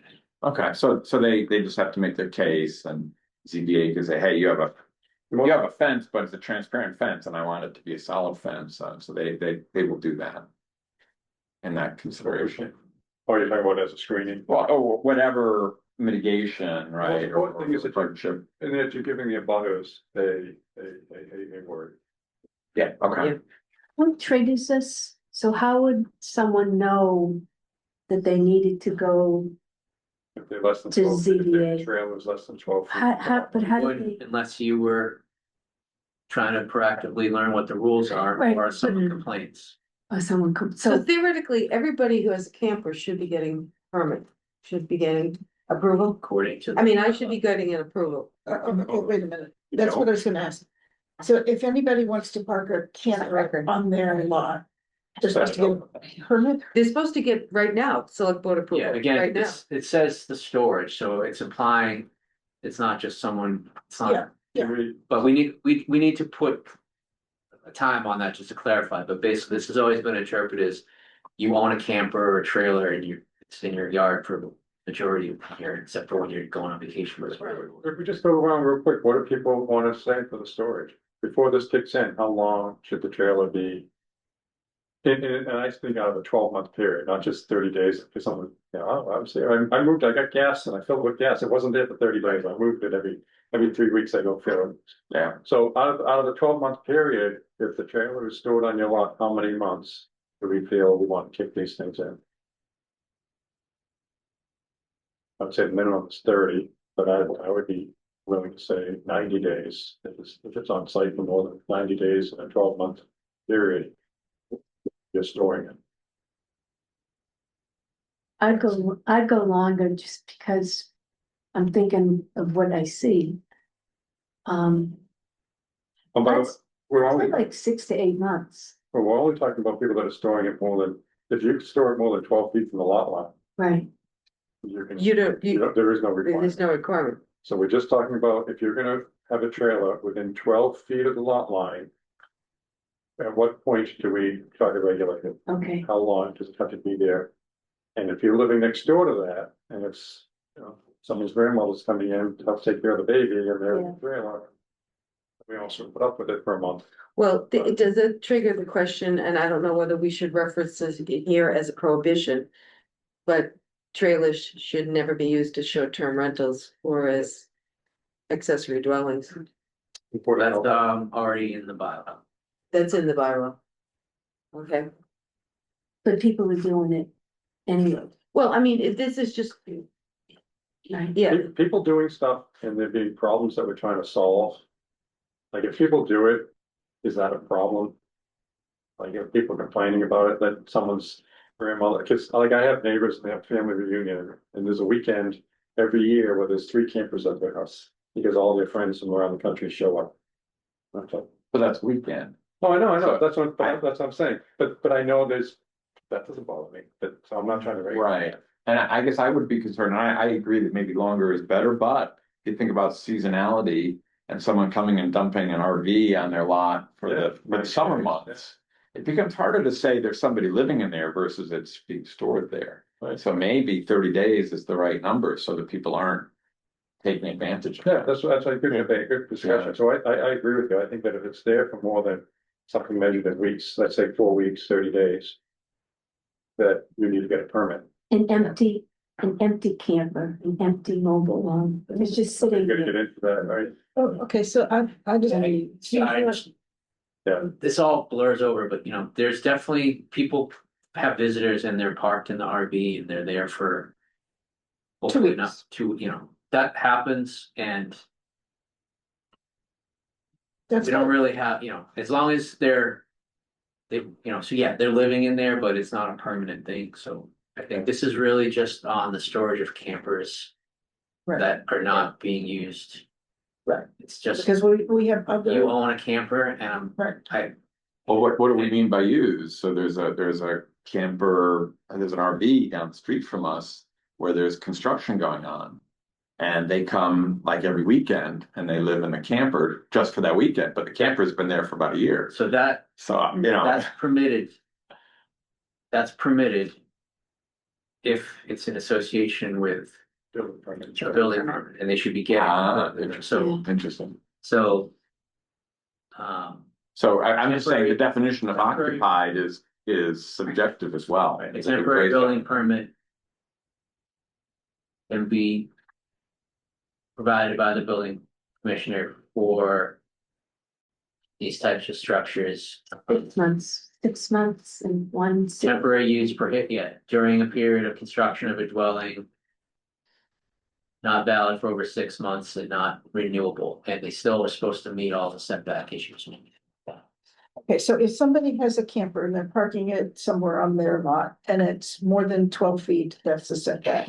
More than 12 feet from the lot line, they don't have to get Yeah. anything. They just do. Right. Okay, all right. I just That- wanted- but that's the isn't vast technically the majority. are we supposed to? Isn't it, everything is supposed to get approval? Now, I'm just asking, Yes. everything, my trailer, I never got approval for. I should have theoretically under the law. So we want to change it so that if you meet the setback, you don't have to request approval. But that's the thing, because people would come in. If they were trying to play by the rules, but there was nothing around, Right. there was no regulation, so the select board always not know what to do with it, because it's like. Right. And if they meet the setback and they want to have something on their lot that meets the setback, they just do it. They don't have to ask for permission. Well, I think we're going down the path, I think in somewhat of agreement. That if you're more than 12 feet off the lot line, let's not try to regulate it. Right. Unless you have more than one unit. What are we gonna do when they have a camper van, a landscape trailer, some other type of, have something else that's there, that's a storage container or. Are we gonna Well- say if you need, so I'm saying if you have one unit, anywhere on your lot that's more than 12 feet away. We're not involved. Okay, storage That's what containers sepsis is a would different topic. We're just talking about campers, trailers. Yeah, but what if they have two campers in a trailer? And they meet the setback requirements. I think that's okay. And it starts, to me, that I have an issue with, because then it's starting to look like a parking lot, kind of a thing. Especially where they're generally not moving much. Yeah. Your butters are looking at that kind of a thing every day. Look and feel the neighborhood, and, what do we, if we're going to say, because right now there's a requirement to go to the board of selectmen. And we're saying, let's remove that if you're more than 12 feet away. So we're being, less onerous. But now, what if You they have more than one- what if they have four, they collect them and they. You have more than one refurbish them, vehicle. Whatever they're doing. Yeah. I know it's not a commercial business, gets into something else, but you can have an example of, so I would say if you have one, well, if you only have one, you don't need a permit. If you have more than one, maybe you do need a permit. and do we care about the size of them? I mean, I have something 19 feet tucked kind of, up, I'm 30 feet probably off the property line. But we go to the RV parks and there's 70 Oh, yeah, people have 19 is got 19. houses. Then you start getting into issues though, like, looks like at the tape measure, oh, you're still Yeah. within a foot and a half, that's okay. Are we gonna come? That I'd be- I wouldn't worry I would much get about away the from- size of it. Yeah. Measuring them. I would be more interested in limiting the number how many can you store without a permit, is my question. How many trailers can you have? Mobile homes, trailers, storage campers, how much that can you have in your lot without a permit? I would limit it to the one, One outside. of each type. Yeah, one of each type. Landscape trailer, mobile, so you have a camper. A landscape trailer. I think that's pretty much it. And a boat. I know. We Not talking about boats. should be Spark- exclusion, yeah, I mean, we need to put the exclusion in for boat trailers. That don't apply.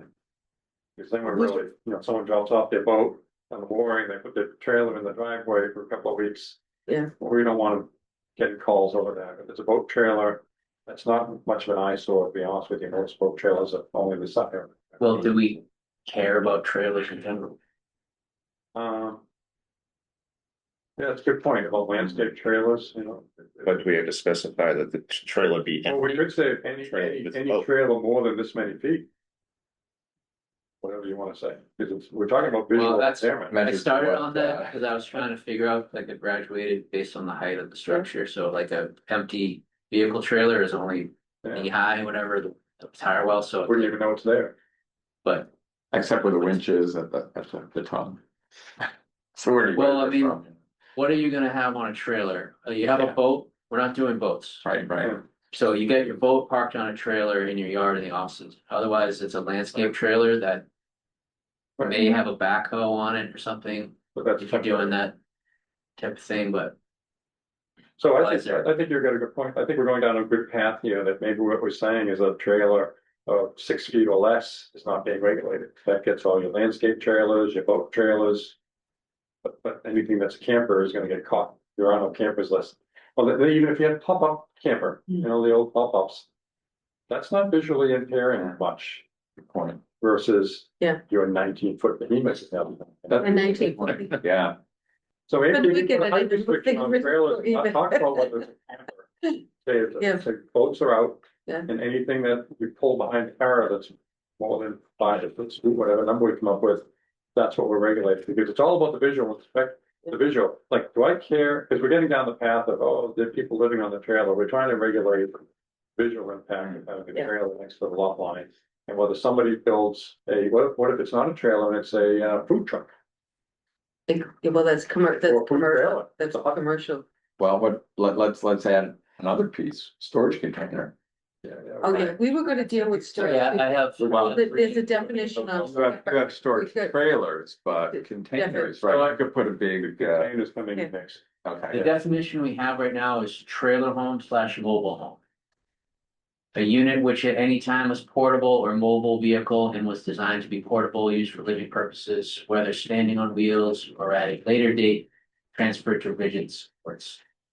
So I think that's where the trailer piece came up, so we could separate out, like, what we're trying to do is mobile homes, RVs, trailerable pop-up tents. Not a landscape the trailer or a definition. boat trailer. Would you include the pop-up tents? How is a pop-up tent? That's that. I meant the trade, like the on wheels, those. Well, if you go to your That makes height, sense, you go to your heights When they're popped out. scenario. But if someone has their tent, then it's all folded up. Oh, yeah, I mean, Right, it's and it's pretty like much this just high. 3 feet. Yeah. Yeah. Yeah, no, I think It's your like 6 foot, Regulating that is. your like- 6 foot, We're talking about. thing, the I use think versus is- Construction. good. So I think any trailer that's more than a certain height, we should restrict. If it folds, Yeah. and if it's all folded up. No, if someone has a landscape trailer that's empty, Right, so if we were sticking with. Let's go back to the fence thing for a second, so we're not touching, we're saying. You could have a side rear fences at 6 feet. By right, Up to. up to 6 feet, so if you have a trailer or a camper or any of these vehicles that are. 6 feet or below, because in theory, if you're parking them maybe on the lot line. on the lot line, but you could put a fence up to Yeah. block it. And the fence is 6, so you That's kind of true. covering all that stuff. Yeah. If you're above 6 feet, that's the height at which you're gonna be poking above any fence you might be able to get. By right, So we're saying pretty much if you're gonna store anything that's more than 6 feet.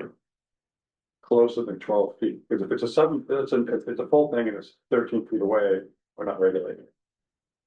right, so if you have. An RV, a Winnebago type of thing, that is like basically a bus. Yeah. It's over 6 feet. I That's mean, gonna to be, me, that's the thing, Right. that's the piece that we're trying to like mitigate, That's what- plus the visual impairment of your Right, neighbors. and that makes it consistent. Yeah, so instead of trying to figure out what's a mobile home versus what's a storage trailer. Or pump up, so we sort of on the same track that we think that the height of the trailer is what we're trying to address here. Yeah, I think less than 6 feet, we should just exclude. And be consistent with the fencing. yeah. And it's great only- idea. So if it's Well, fine- well, yeah, I think that is on the right track. What do we do with the trailers? We're not doing boats, but so a trailer, It's under 6 feet. but if you get the trailer that has a backhoe on it. That I park in my backyard, I'm just throwing these things out. I think. It's not really the trailer, it's the thing parked on it that might be tall. Feed it into the commercial, why is it there? Is he storing commercial equipment there and, you know, on the lot line? It's Yeah, a, I that's a think tough one, Paul, I don't have a good answer for that. that might actually, Someone's running a landscape business. so that actually would probably get into the other section of. Service trades in the residential, which we have regulations on. Right, So maybe just leave trailers out of it, and just say 6. Yeah. These RVs, campers, whatever, trailer homes, Less than 6 feet. So 6 less feet, than 6 feet. more than 6 feet. Yeah, sorry, yeah, so we would say these types of vehicles that are 6 feet and over. Are required to be. 12 feet from the lot line, and if you can't be 12 feet, then you need to get a permit.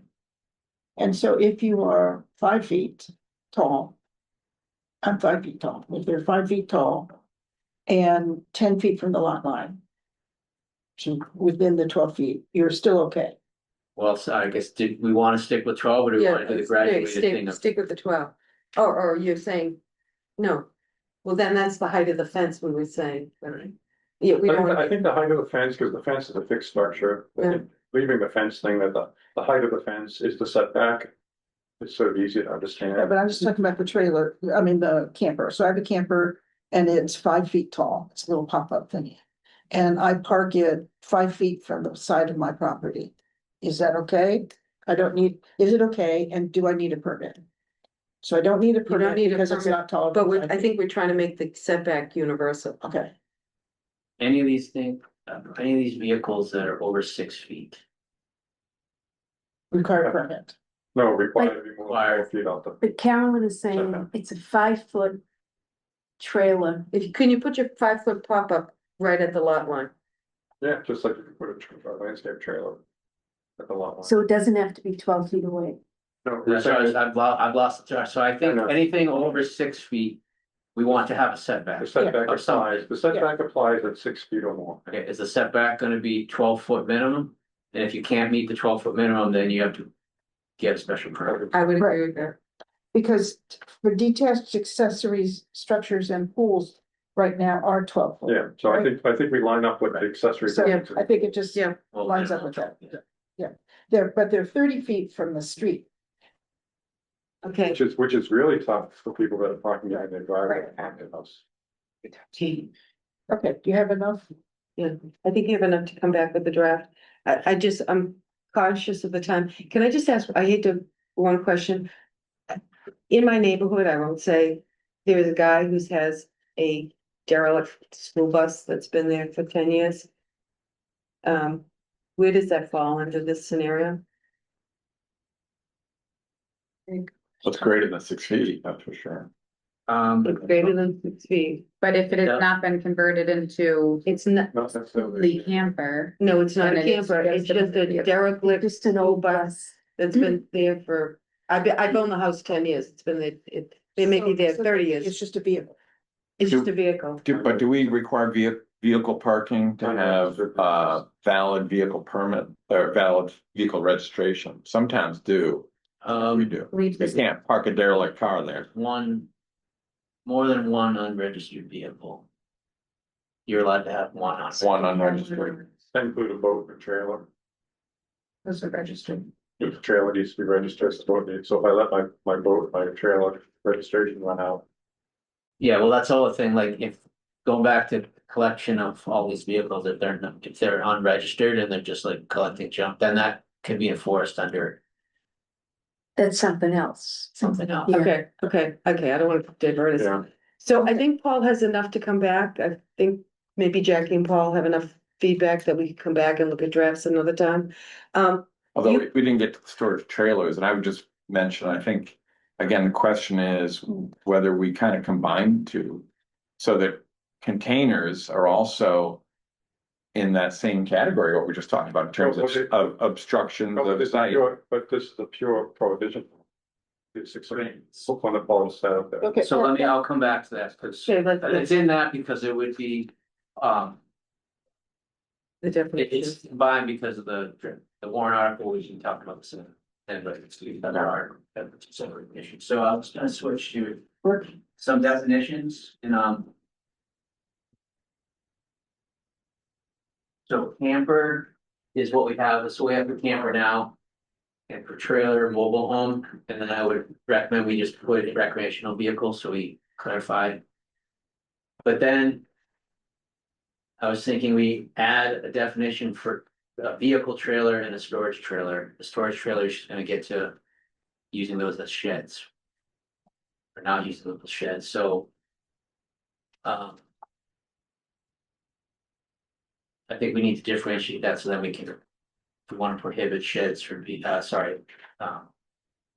trailers from being used as sheds, we need to differentiate And what's the term for the containers? Pods. the pods, yeah. The pods. Well, the pods, but what's the more general term for it? Container. Storage Storage containers. Yeah, there's another name for them, but that's what we're talking about, they can come off a ship, we can drop it in the front lawn, because it's a problem on the west coast more because there's so much excess of these things, and people, they wanna build houses out of them, go ahead, but.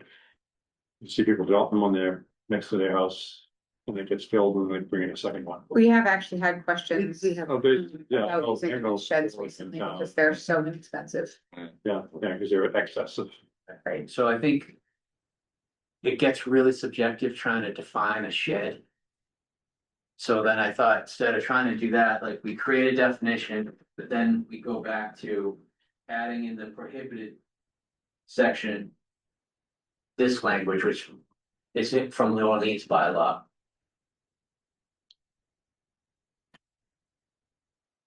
So it limits it to 6 months. And 1 6-month renewal if it's associated with construction, otherwise it's prohibited. So you're saying if I wanted to rent or buy a storage container and put it in my yard, adhering to any 12-foot, whatever setback, it's considered, I can't do it, or it's considered a shed and comes under the shed requirements.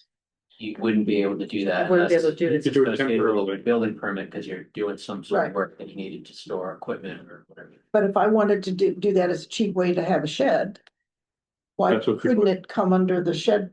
Well, this is the discussion. So Right. we've had With your own site. issues around town where we've gotten complaints because somebody's basically bought a pod or a metal storage container.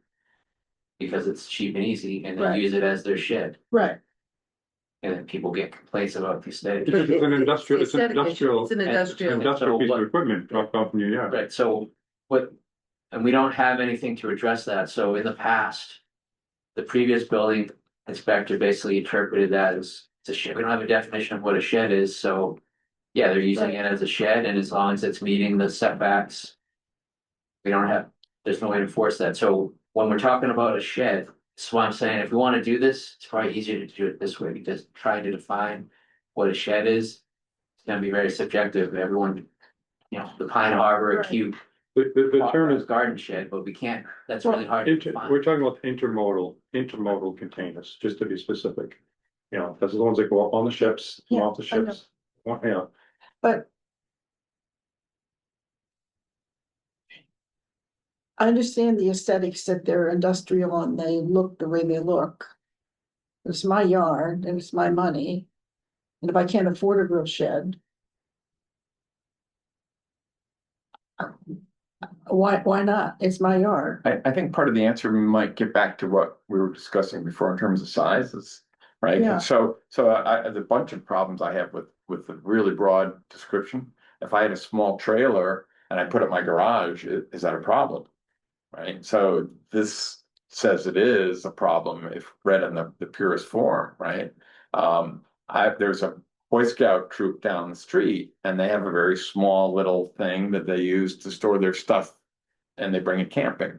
I don't think that should be a problem. So I'm kind of thinking in terms of size. what do you mean by a small little thing? What is it?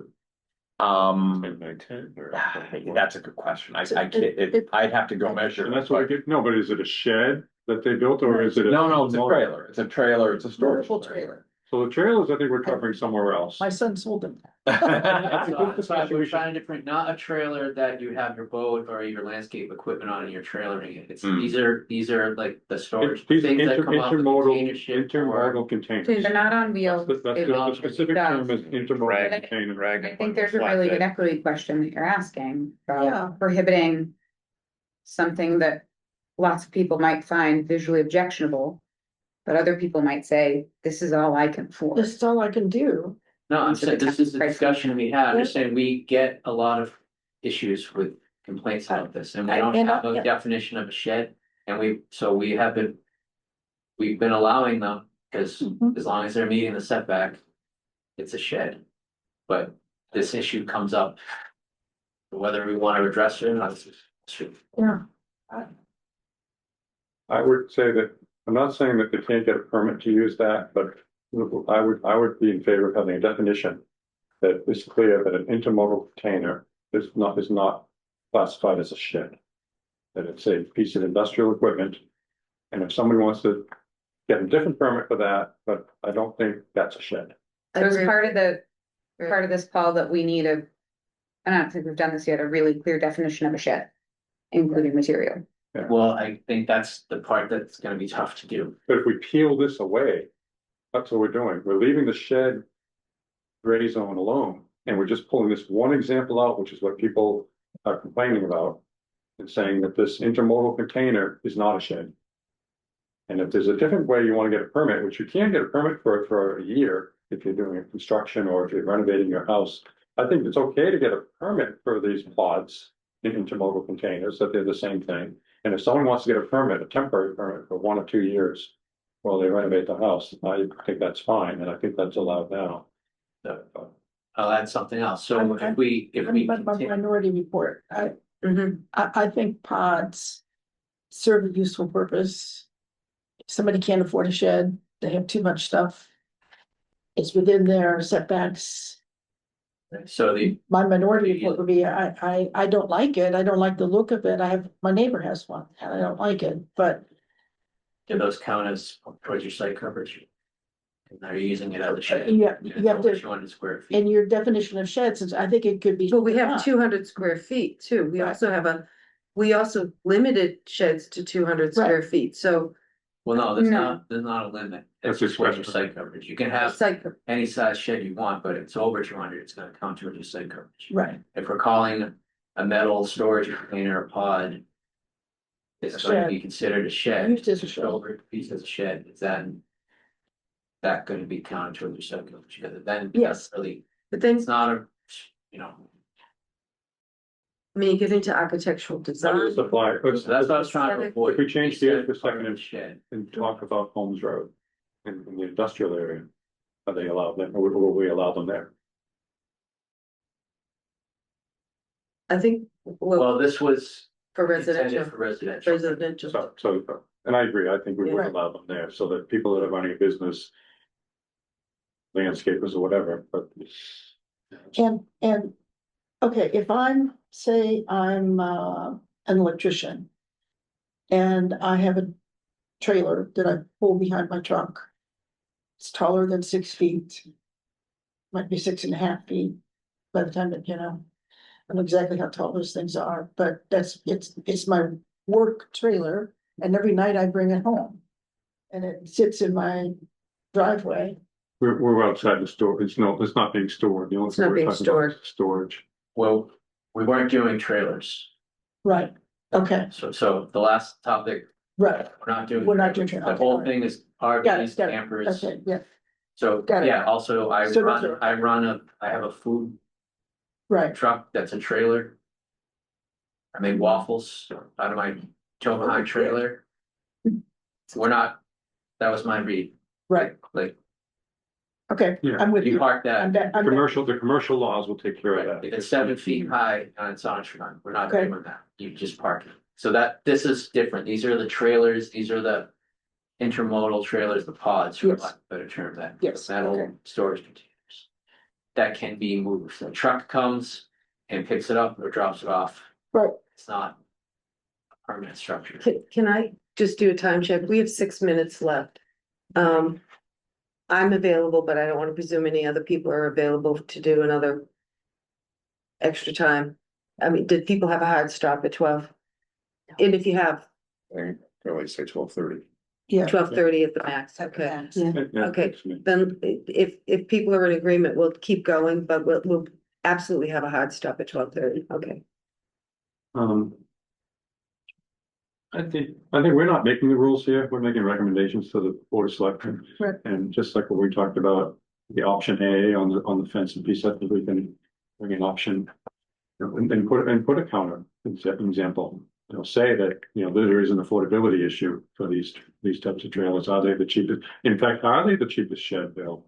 Are they, I don't know if they're cheaper, other than somebody saying, well, I get this Well, free. you have to pay on a regular basis unless you get one Oh, they're surplus. selling You can- the excess ones again, so. Just found you one I can have delivered here today for $500. The trailer itself is $800 and it is under 200 square feet.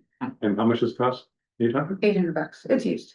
It's used. And and it's- They're out there. But no, intermodal, yeah, so 800, you're probably not buying a shed or even the wood to build a shed for less than $800. So when you And it bring it doesn't need a in, foundation will- and it doesn't, will setback requirements apply to that?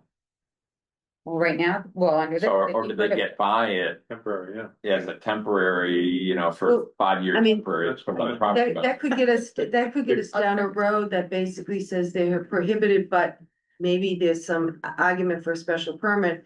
And I don't know, I'm actually with you, but then we get into screening, because I think we should do something about, they shouldn't just be in, if you can visually see them.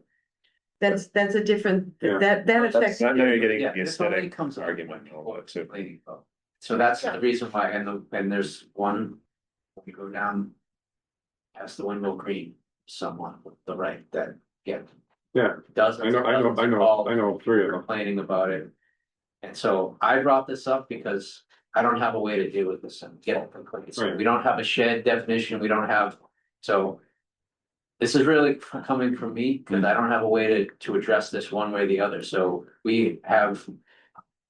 Just made the judgment call that these metal trailers are sheds. But that's just An alternative, interpretation. an alternative might be, would it be simpler to include it with campers, mobile homes, trailers that we just discussed in terms of size, locate, setbacks, visual impacts? I mean, that's kind of what we're talking about. Isn't So it? if it's under 6 feet, Yeah, if it's under 6 feet, it kind of falls in those prior rules we were just talking about.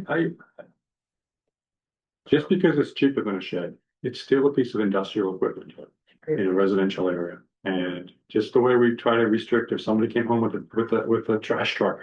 Or if they came home with a cement truck, because that's, and I'm storing it in my backyard, it's a piece of industrial equipment, and I think we've sort of. On firm ground to say that residential areas, we're gonna limit that type of stuff. And I know it might be cheaper right now, and it's cheaper because of global economics, that these things are wearing out. Because we all bought stuff at Walmart 20 years ago, and now that container is dirt cheap. But we shouldn't let them become a blight on our society because they're dirt cheap, not on our neighborhoods. I don't think it's any different. In my mind visually. Again, then. They're all different colors. No, they're wait, rusted, finish my sentence. Then the electrician who brings in his trailer. Parks it every day and across from my phone. So I see it every day. It goes out during the day most of the time, but not always. Oh,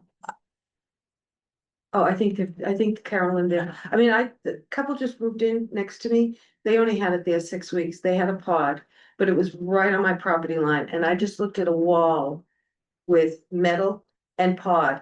If that thing stayed there forever and then rusted, I'd be literally losing my mind. Yeah. To look at that. It's a different. It's very, And- very and- different. And I agree, when we get into the trades and trade trucks and stuff, I don't want to mix this with that, because that's something that I'm going to refer to people that are making a living all the time. Right. And if people are putting this in for storage and they're storing extra stuff because that's all they have, well, what if you have a landscaper or someone, now they're running a business out of it, they've been full, like if that electrician had 2 of these in his backyard. Full of merchandise, Right, you'd say, oh, you're running a commercial business there, but we can't really tell. so back to what Paul was talking about, it is.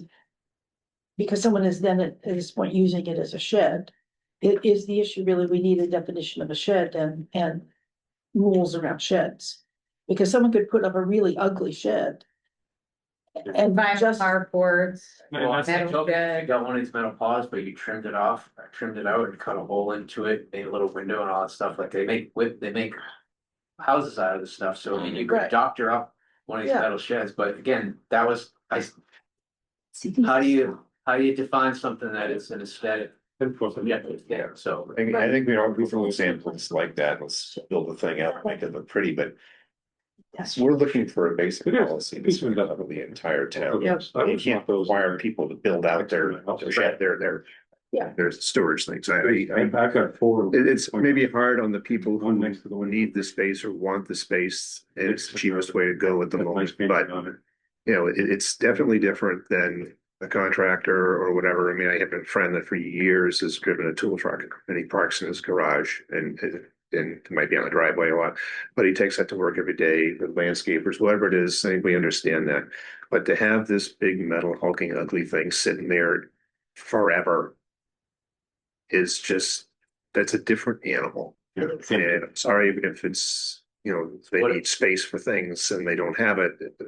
But I don't want to look at that. I would think any of our neighbors want to look at it. It really is excess. It is surplus industrial equipment that is dirt cheap because it's no longer fit to be traveling on ships. Otherwise, it would cost $5,000. It wouldn't be $500. So it's already structurally past its useful life. And we're sort of ahead of the curve because of globalization. This didn't exist 15, 20 years ago, but it's going to be a bigger and bigger issue as all these things will become more and more available. And your neighbor has one, you say, well, So just an idea, but is there something to this of whether it's the public view or view of your neighbor? So Right. I think then you get into the whole idea of regulating a home, someone who's doing into other industrial things on their lot. If it's not in the public view, that I'm running landscape, you know, I've got all this tractors and equipment. I think the easiest thing is to say, carve it out of the shed. Let's not try to solve what the definition of a shed, but let's just say that this is not a shed. So in residential, there's a section on uses service trades. So you are allowed to operate a service trade.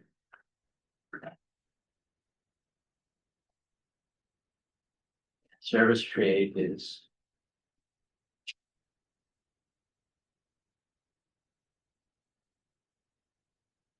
occupation or business which provides services to customers primarily in or on the customer's home or premises. Carpentry, masonry, plumbing, heating, etc. So you it's can more- operate, so you can have your landscape, I'm going other places to do the work, but I'm operating out of my house. You can do that, but then there's 8 criteria. So there's limits on the amount of employees you can have coming and going. It says no outdoor storage or service-related materials or equipment permitted on premises unless concealed from view of neighbors in the street by a concealing fence enclosing said materials and equipment. You can't have any exterior display or sign or anything like that. So to me, this would say, I got my landscape, I keep my mowers in a metal storage container, but it's behind a fence and I'm a service trade. It's not my residential use storage shed. What's that keep the typical resident from then claiming the same thing that. You know, if you're allowing the guy who's a plumber to store excess equipment and tools in there, you like, a brother's electrician, and he can't fit all of his tools in his truck. So I agree, there's a reason for people to have storage, whether they build a shed or not. I just think that allowing these to be used as sheds anywhere, sort of cracking the door open. Then somebody else will say, oh, I'm a baker, I cook. Yeah, well- I bake cakes, and I need to store extra blenders in that thing. No, I hear you. I'm just saying we have something that regulates that, basically requires that you can have it behind a fence if you're a service trade, if we're talking about. So we're not Allowing excluding the service trade, it's more to Carol's issue that what's on the But if table someone would wants to be, use it as a cheap would way be to have a the shed, local resident. is there a way to allow those, but they have to be not within the public view or view of your neighbors, they have to be behind a shed, So, or behind a fence or below the height of a fence. I think we're putting an administrative burden here in terms of the issues of, Oh, yeah. you know, All of this, the police to go out and I think, check these things. Again, I only bring it up because we do get complaints about this and. This is where we landed, so I mean, this is the thing, we don't have to take this up, I guess, this is something I brought up, so. you No. don't No, take I- action on it. I'm just saying, I'm advocating that we bring it up. just so you all know. The standing. Informal order now is we consider them sheds, because we don't have definition of what a shed is, so as long as they're meeting setbacks. And I think the longer we don't We, resolve it, the more of these will stop popping up. I would agree with your opinion about pulling them out and defining them not sheds. At least that's for that particular issue, but For the first step, and if there's other, and then if we get more pressure next year about saying, well, I need this for this particular reason, then we can say, okay, if we want to allow them to be used for storage for service. What was it called? a service service trades and. Service trade is next. Would you want to allow, is the service trade have to be licensed or registered? Or how do we, you can't just say I'm a service trade today and not Well, you should be getting Business license. business business. license from the town clerk, and then they send it to my department. We have a checklist that say, are you adhering to all of these? So I think I could make that concession that if you're a service trade and it's screened, then it could be allowed. Because I can see that, those guys, we're not trying to put any plumbers or landscapers out of business, or make undue burden on them. But I think the language should be strong enough that it shouldn't be I mean, because you want to run your business out of your home, I don't think you have the right to visually impact your neighbors. So I think I think if it has to be, shielded by fencing, landscaping and whatever. I mean, I think it just should not be visible. I would say we already have that for service trades. So So we have that. how do we want to treat where it's just someone wants to use this as their potting shed? Or whatever, I just got a lot of antiques, I got whatever, it doesn't matter, Right. whatever it is, I just need a place, there's no room in my house, and I can get this cheap And, and easy, and that's the part we don't. Right now, we're defining them as sheds. But we get the aesthetic complaints that they look ugly and they're rusty and they're right in the middle, if I drive by and I look at it every day, those are the complaints I get. And I'm just saying, I don't have a. Right. We don't have a way to deal with it, so.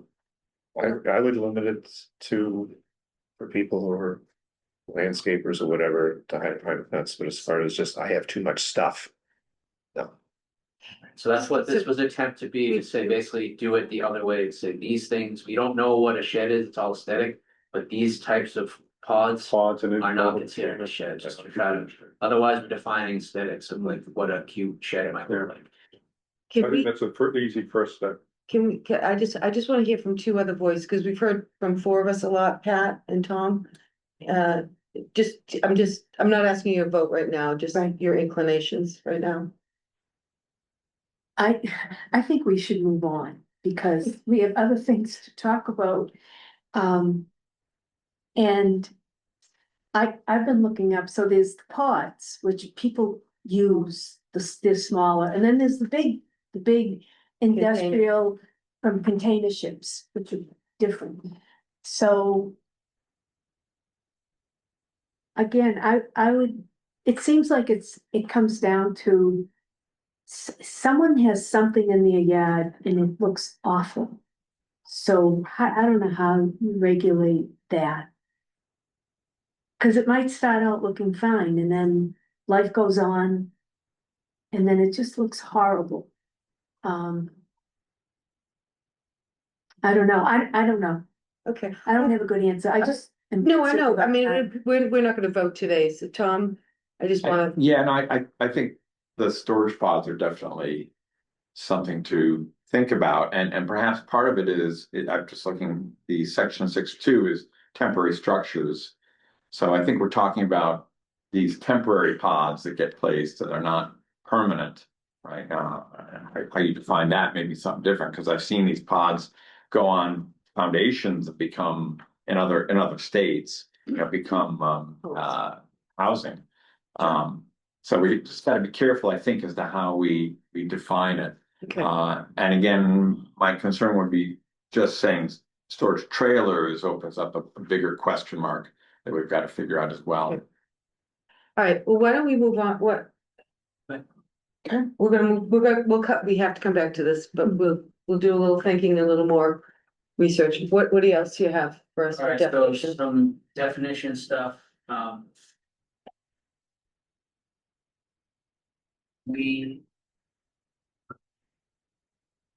had a definition for a fast food restaurant, but it got taken out of the bylaw.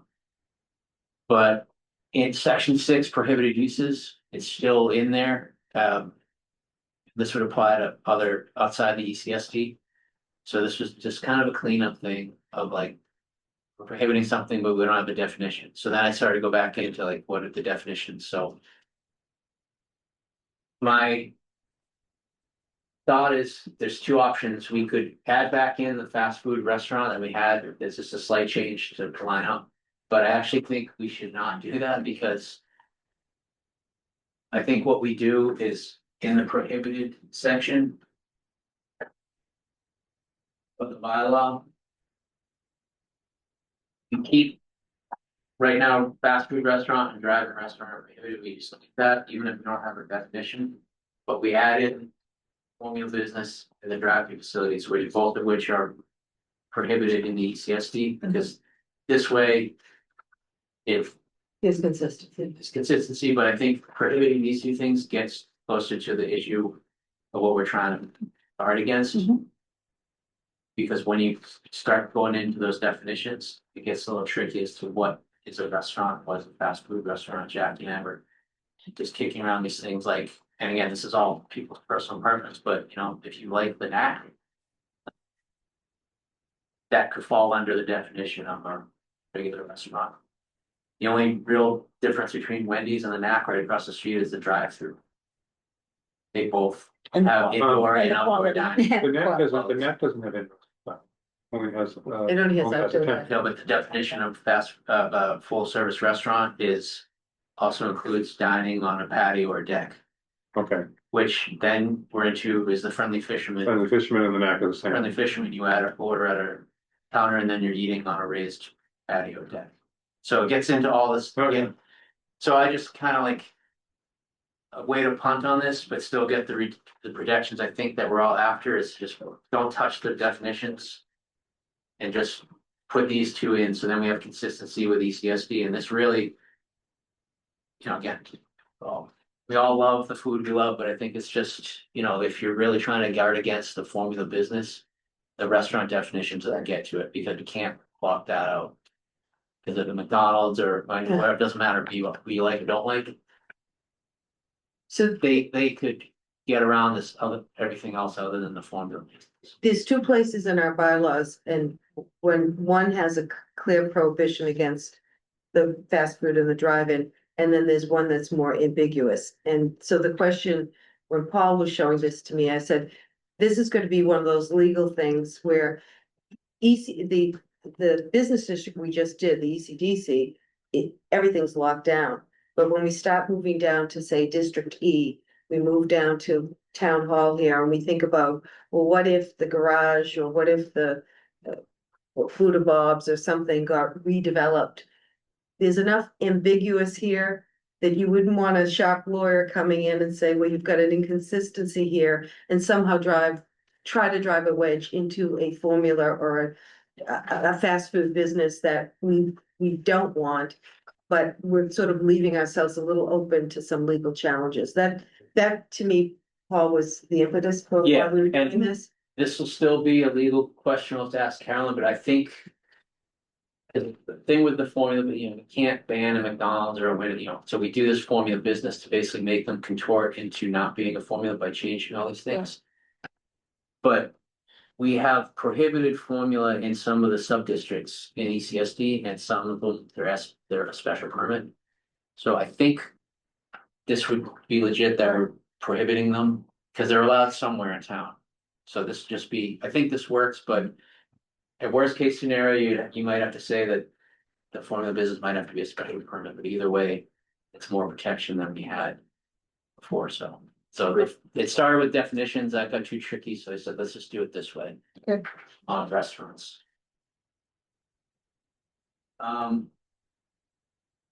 The other issues are just, we got we got definitions for site coverage, gross floor area, site coverage ratio lot area, These are kind of. I have a question on the first one. Yeah. Two questions. This farmer's porch, what's the reason for the exclusion of the farmer's porch? This came up on the meeting Yeah. at DBA last week when she was, That was on the books before my time, but what I surmise is that we're trying to encourage them, we're trying to Encourage them. so we're not gonna come into its floor space, okay. Yeah, and the farmer's porch is a specific. It's just the front Definition. elevation, so if you have a wraparound porch, the wraparound part does count. which gets a little tricky sometimes. So when we're looking at site coverage, so if it's a two-story building, we're counting the first floor and the second floor? Yes,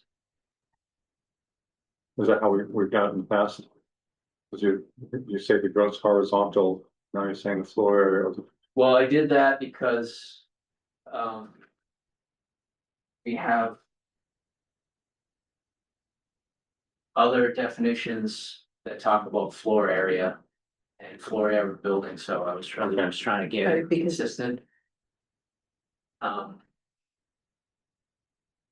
The other issue here is what is it? Oh, covered decks. So this question comes up.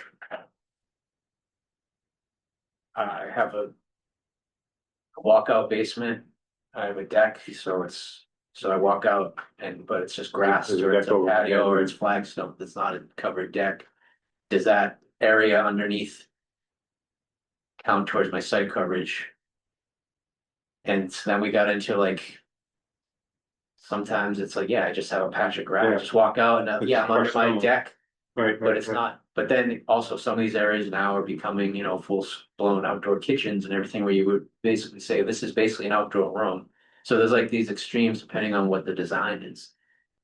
And it's not, and I think, now obviously we get the ones that's covered. Second floor deck and then I've enclosed the space, it's a screened porch or whatever. Or even if it's an open air deck, but it's kind of enclosed, like those lend themselves to more like, okay, I can see that being counter site coverage, but we have some where it's like.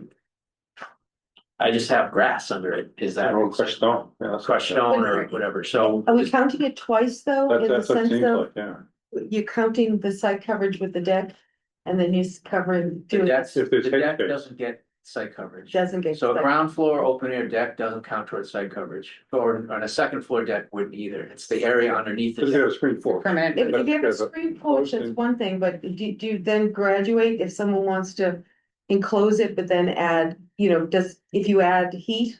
Or you add any plumbing out there, does that trigger? Well, the language we have is any roofed area, Roof to- count towards site coverage, so.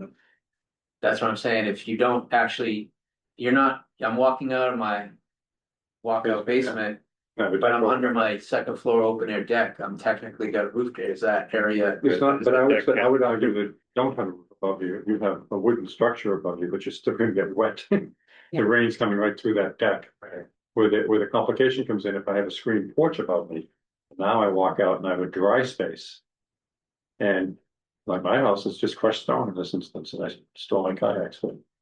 But sometime in the future, I could decide, oh, I'm gonna put pavers here and put an outside, whatever, seating area here, or screen it in. So that's been the issue where it's tricky on to. Is Do you it, have a recommendation which way you think it should go? I mean, what does it impact? whether or not that area underneath, that outdoor area underneath a deck is gonna count towards your site coverage? Right. And Outdoor area under a roof. Right, but it's not a finished space on the ground. But if the deck is what you're referring to, is a roof. That to me isn't a roof. This came up in planning a couple of years ago for the house on the bay. Exactly, I was familiar with the house. It was exactly that. When they came out underneath the deck, it was, the ground was sort of flagstones and they counted that as part of the site coverage. And people that own the house. So we have precedent that it has been counted? Yeah, but I think to me, it's just. It's kind of, sometimes you have this discussion with people and it's just, so I have a walkout basement and I wanna put a deck on my first floor. That means I'm gonna walk out of my basement, now I got a roof, do I have a roof over my head, do I have to count? Yeah. So it's just kinda like, to me. My gut reaction is like, that shouldn't be counted as site coverage, because it's just like an open air, it's on the ground, it's. Crushed stone, it's flagstone, it's grass. Where it gets a little tricky is like, okay, but I'm having a deck, now I got a deck that's open air, but it's under it, and I use it as an outdoor kitchen, I mean, it's all, again, subjective. so to the point of not counting it twice, you're counting the deck. You're not counting a deck, but you're counting the space An underneath. open air deck, no matter where it is. If you got a roof deck or second floor, that doesn't count towards site coverage ever. No matter But if where an it open is. air deck doesn't count, the space beneath it may have That's- wood over it, but it's still somewhat open air because it's not sided in, there's no walls. That's the guidance I'm looking for. Yeah. That's Yeah, just how and to that's, interpret it. it's, to me, it's not, shouldn't be counted. Yeah. No It's- No walls, it doesn't count. Yeah. If you put up walls, it counts. I think definitely if you put up walls, then you're enclosing a That's, space. yeah, it's a different animal then, but I mean, So the if you deck close the provides space- some coverage if it rains, but not a lot. Right. And there's no walls there, it's not a structure, you get So the I don't lights. think this is not even something I think has to be put. I think this is just guidance that's helpful for us. Yeah. No walls, it doesn't count. Yeah, because if you had a deck down there, it wouldn't count, just because you have a deck and then put a deck above it, why should it then count? That's my personal feeling, Yeah. but just, it's always been ambiguous and these Okay. things come up and it's And like. the reason it's ambiguous is because like a typical house, it's like we're talking about a deck, but when you see these big boy houses come in, every square inch is getting used, and they're gonna have it set up, and there might be an outside bar there, and they're gonna like, it's no difference from the guy across the street, except I happen to have it, you know, I happen to Yeah. have it, you know, To me, the massing though has not increased. no, it hasn't. You know, if you've Right. approved the deck and the size of the house, you're not adding any square footage, you're just. If you put walls on that upper Up- floor, then the perimeter of the floor area Yeah, extends. Yeah. And the same with the The same bottom. with below. On the Yeah. ground level, if you Yeah. put a wall in, now your gross floor area increases, right? okay, guys, we get Yeah, 7 just- minutes. Wait. One last, so the one thing I want to go over, gross floor area.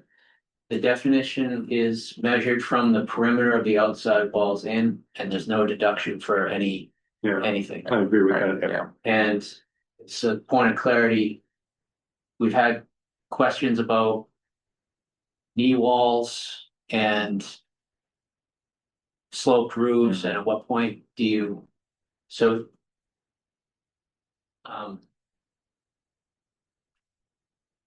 But you Did are, that area count towards site but coverage? we're adding back in the basement floor areas.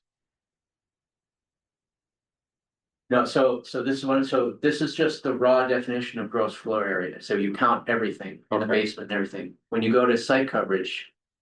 When you go to the site coverage definition, we don't count the basement Basement. and we don't count these attic areas. So my thought is, but then you get into these tricky situations with.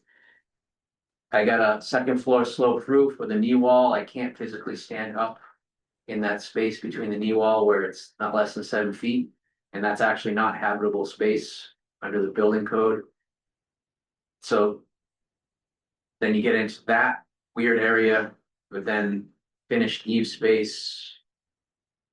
There's a lot I was of, gonna say, people finish those spaces in Right. closets. so, Yeah, My thought the weirdest I ever saw was bathroom.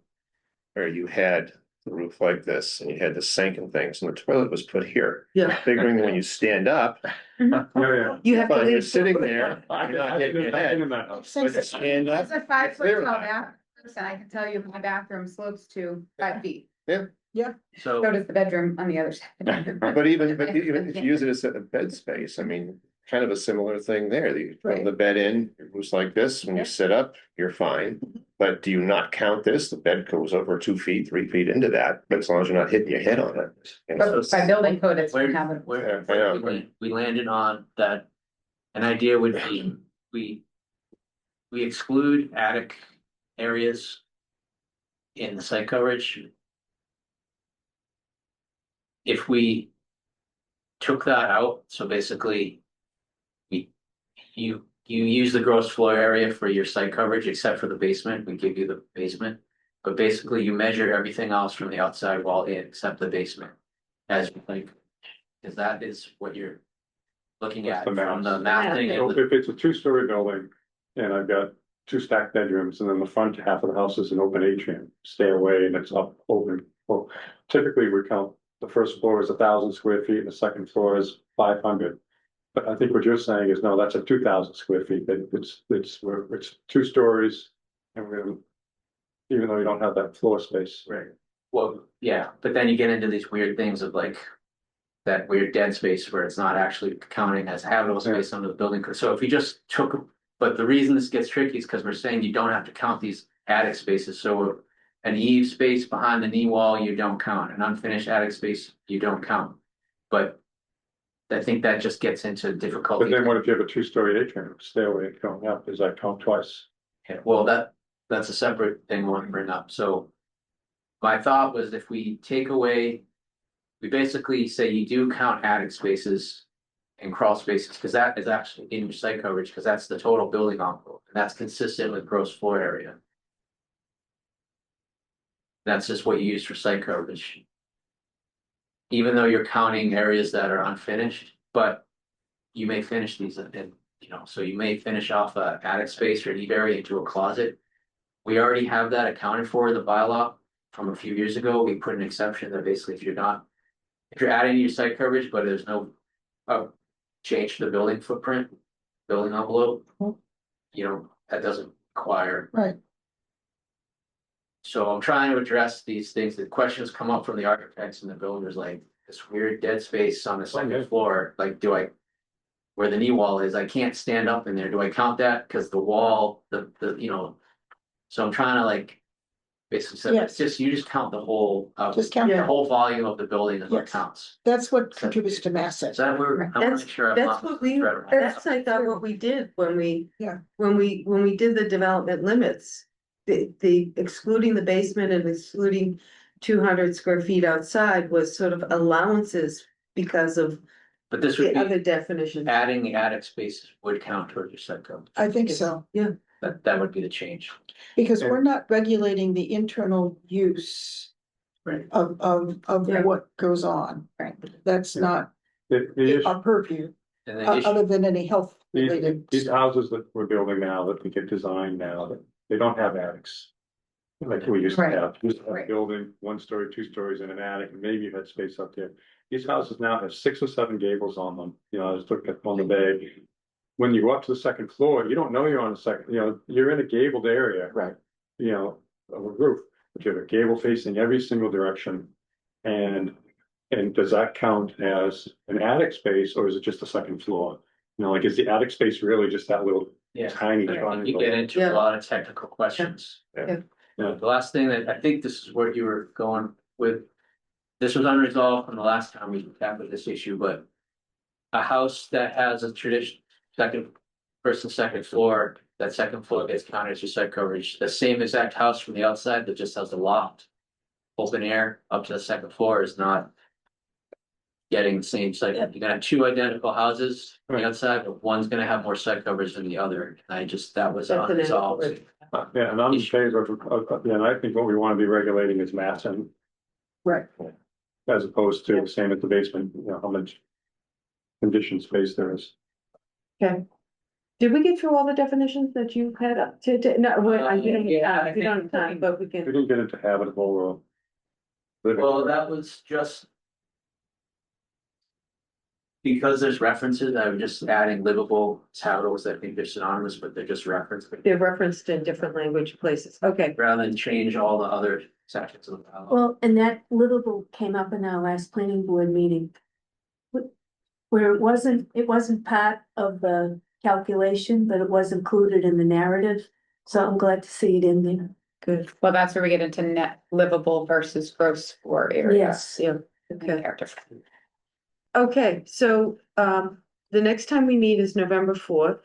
Is Carolyn Murray still confirmed for that? Yep. So, I always have a bunch of questions for Carolyn Murray. What I might ask is, could people send any questions to Paul? And just so we don't get into any problems in open space, open meeting law. But send any questions to Paul and we'll try to have her prepared to answer certain things. And then, Paul, I know the seasonal communities is, I heard they're trying to get stuff done by the end of the year. Do we feel like we have clarity there?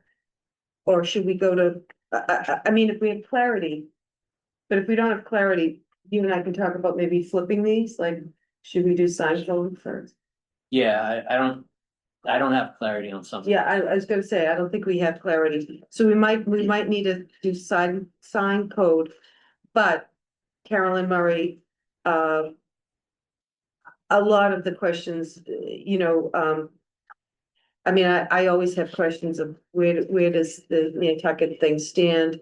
When are we gonna start bumping into the question of commercial use and residential?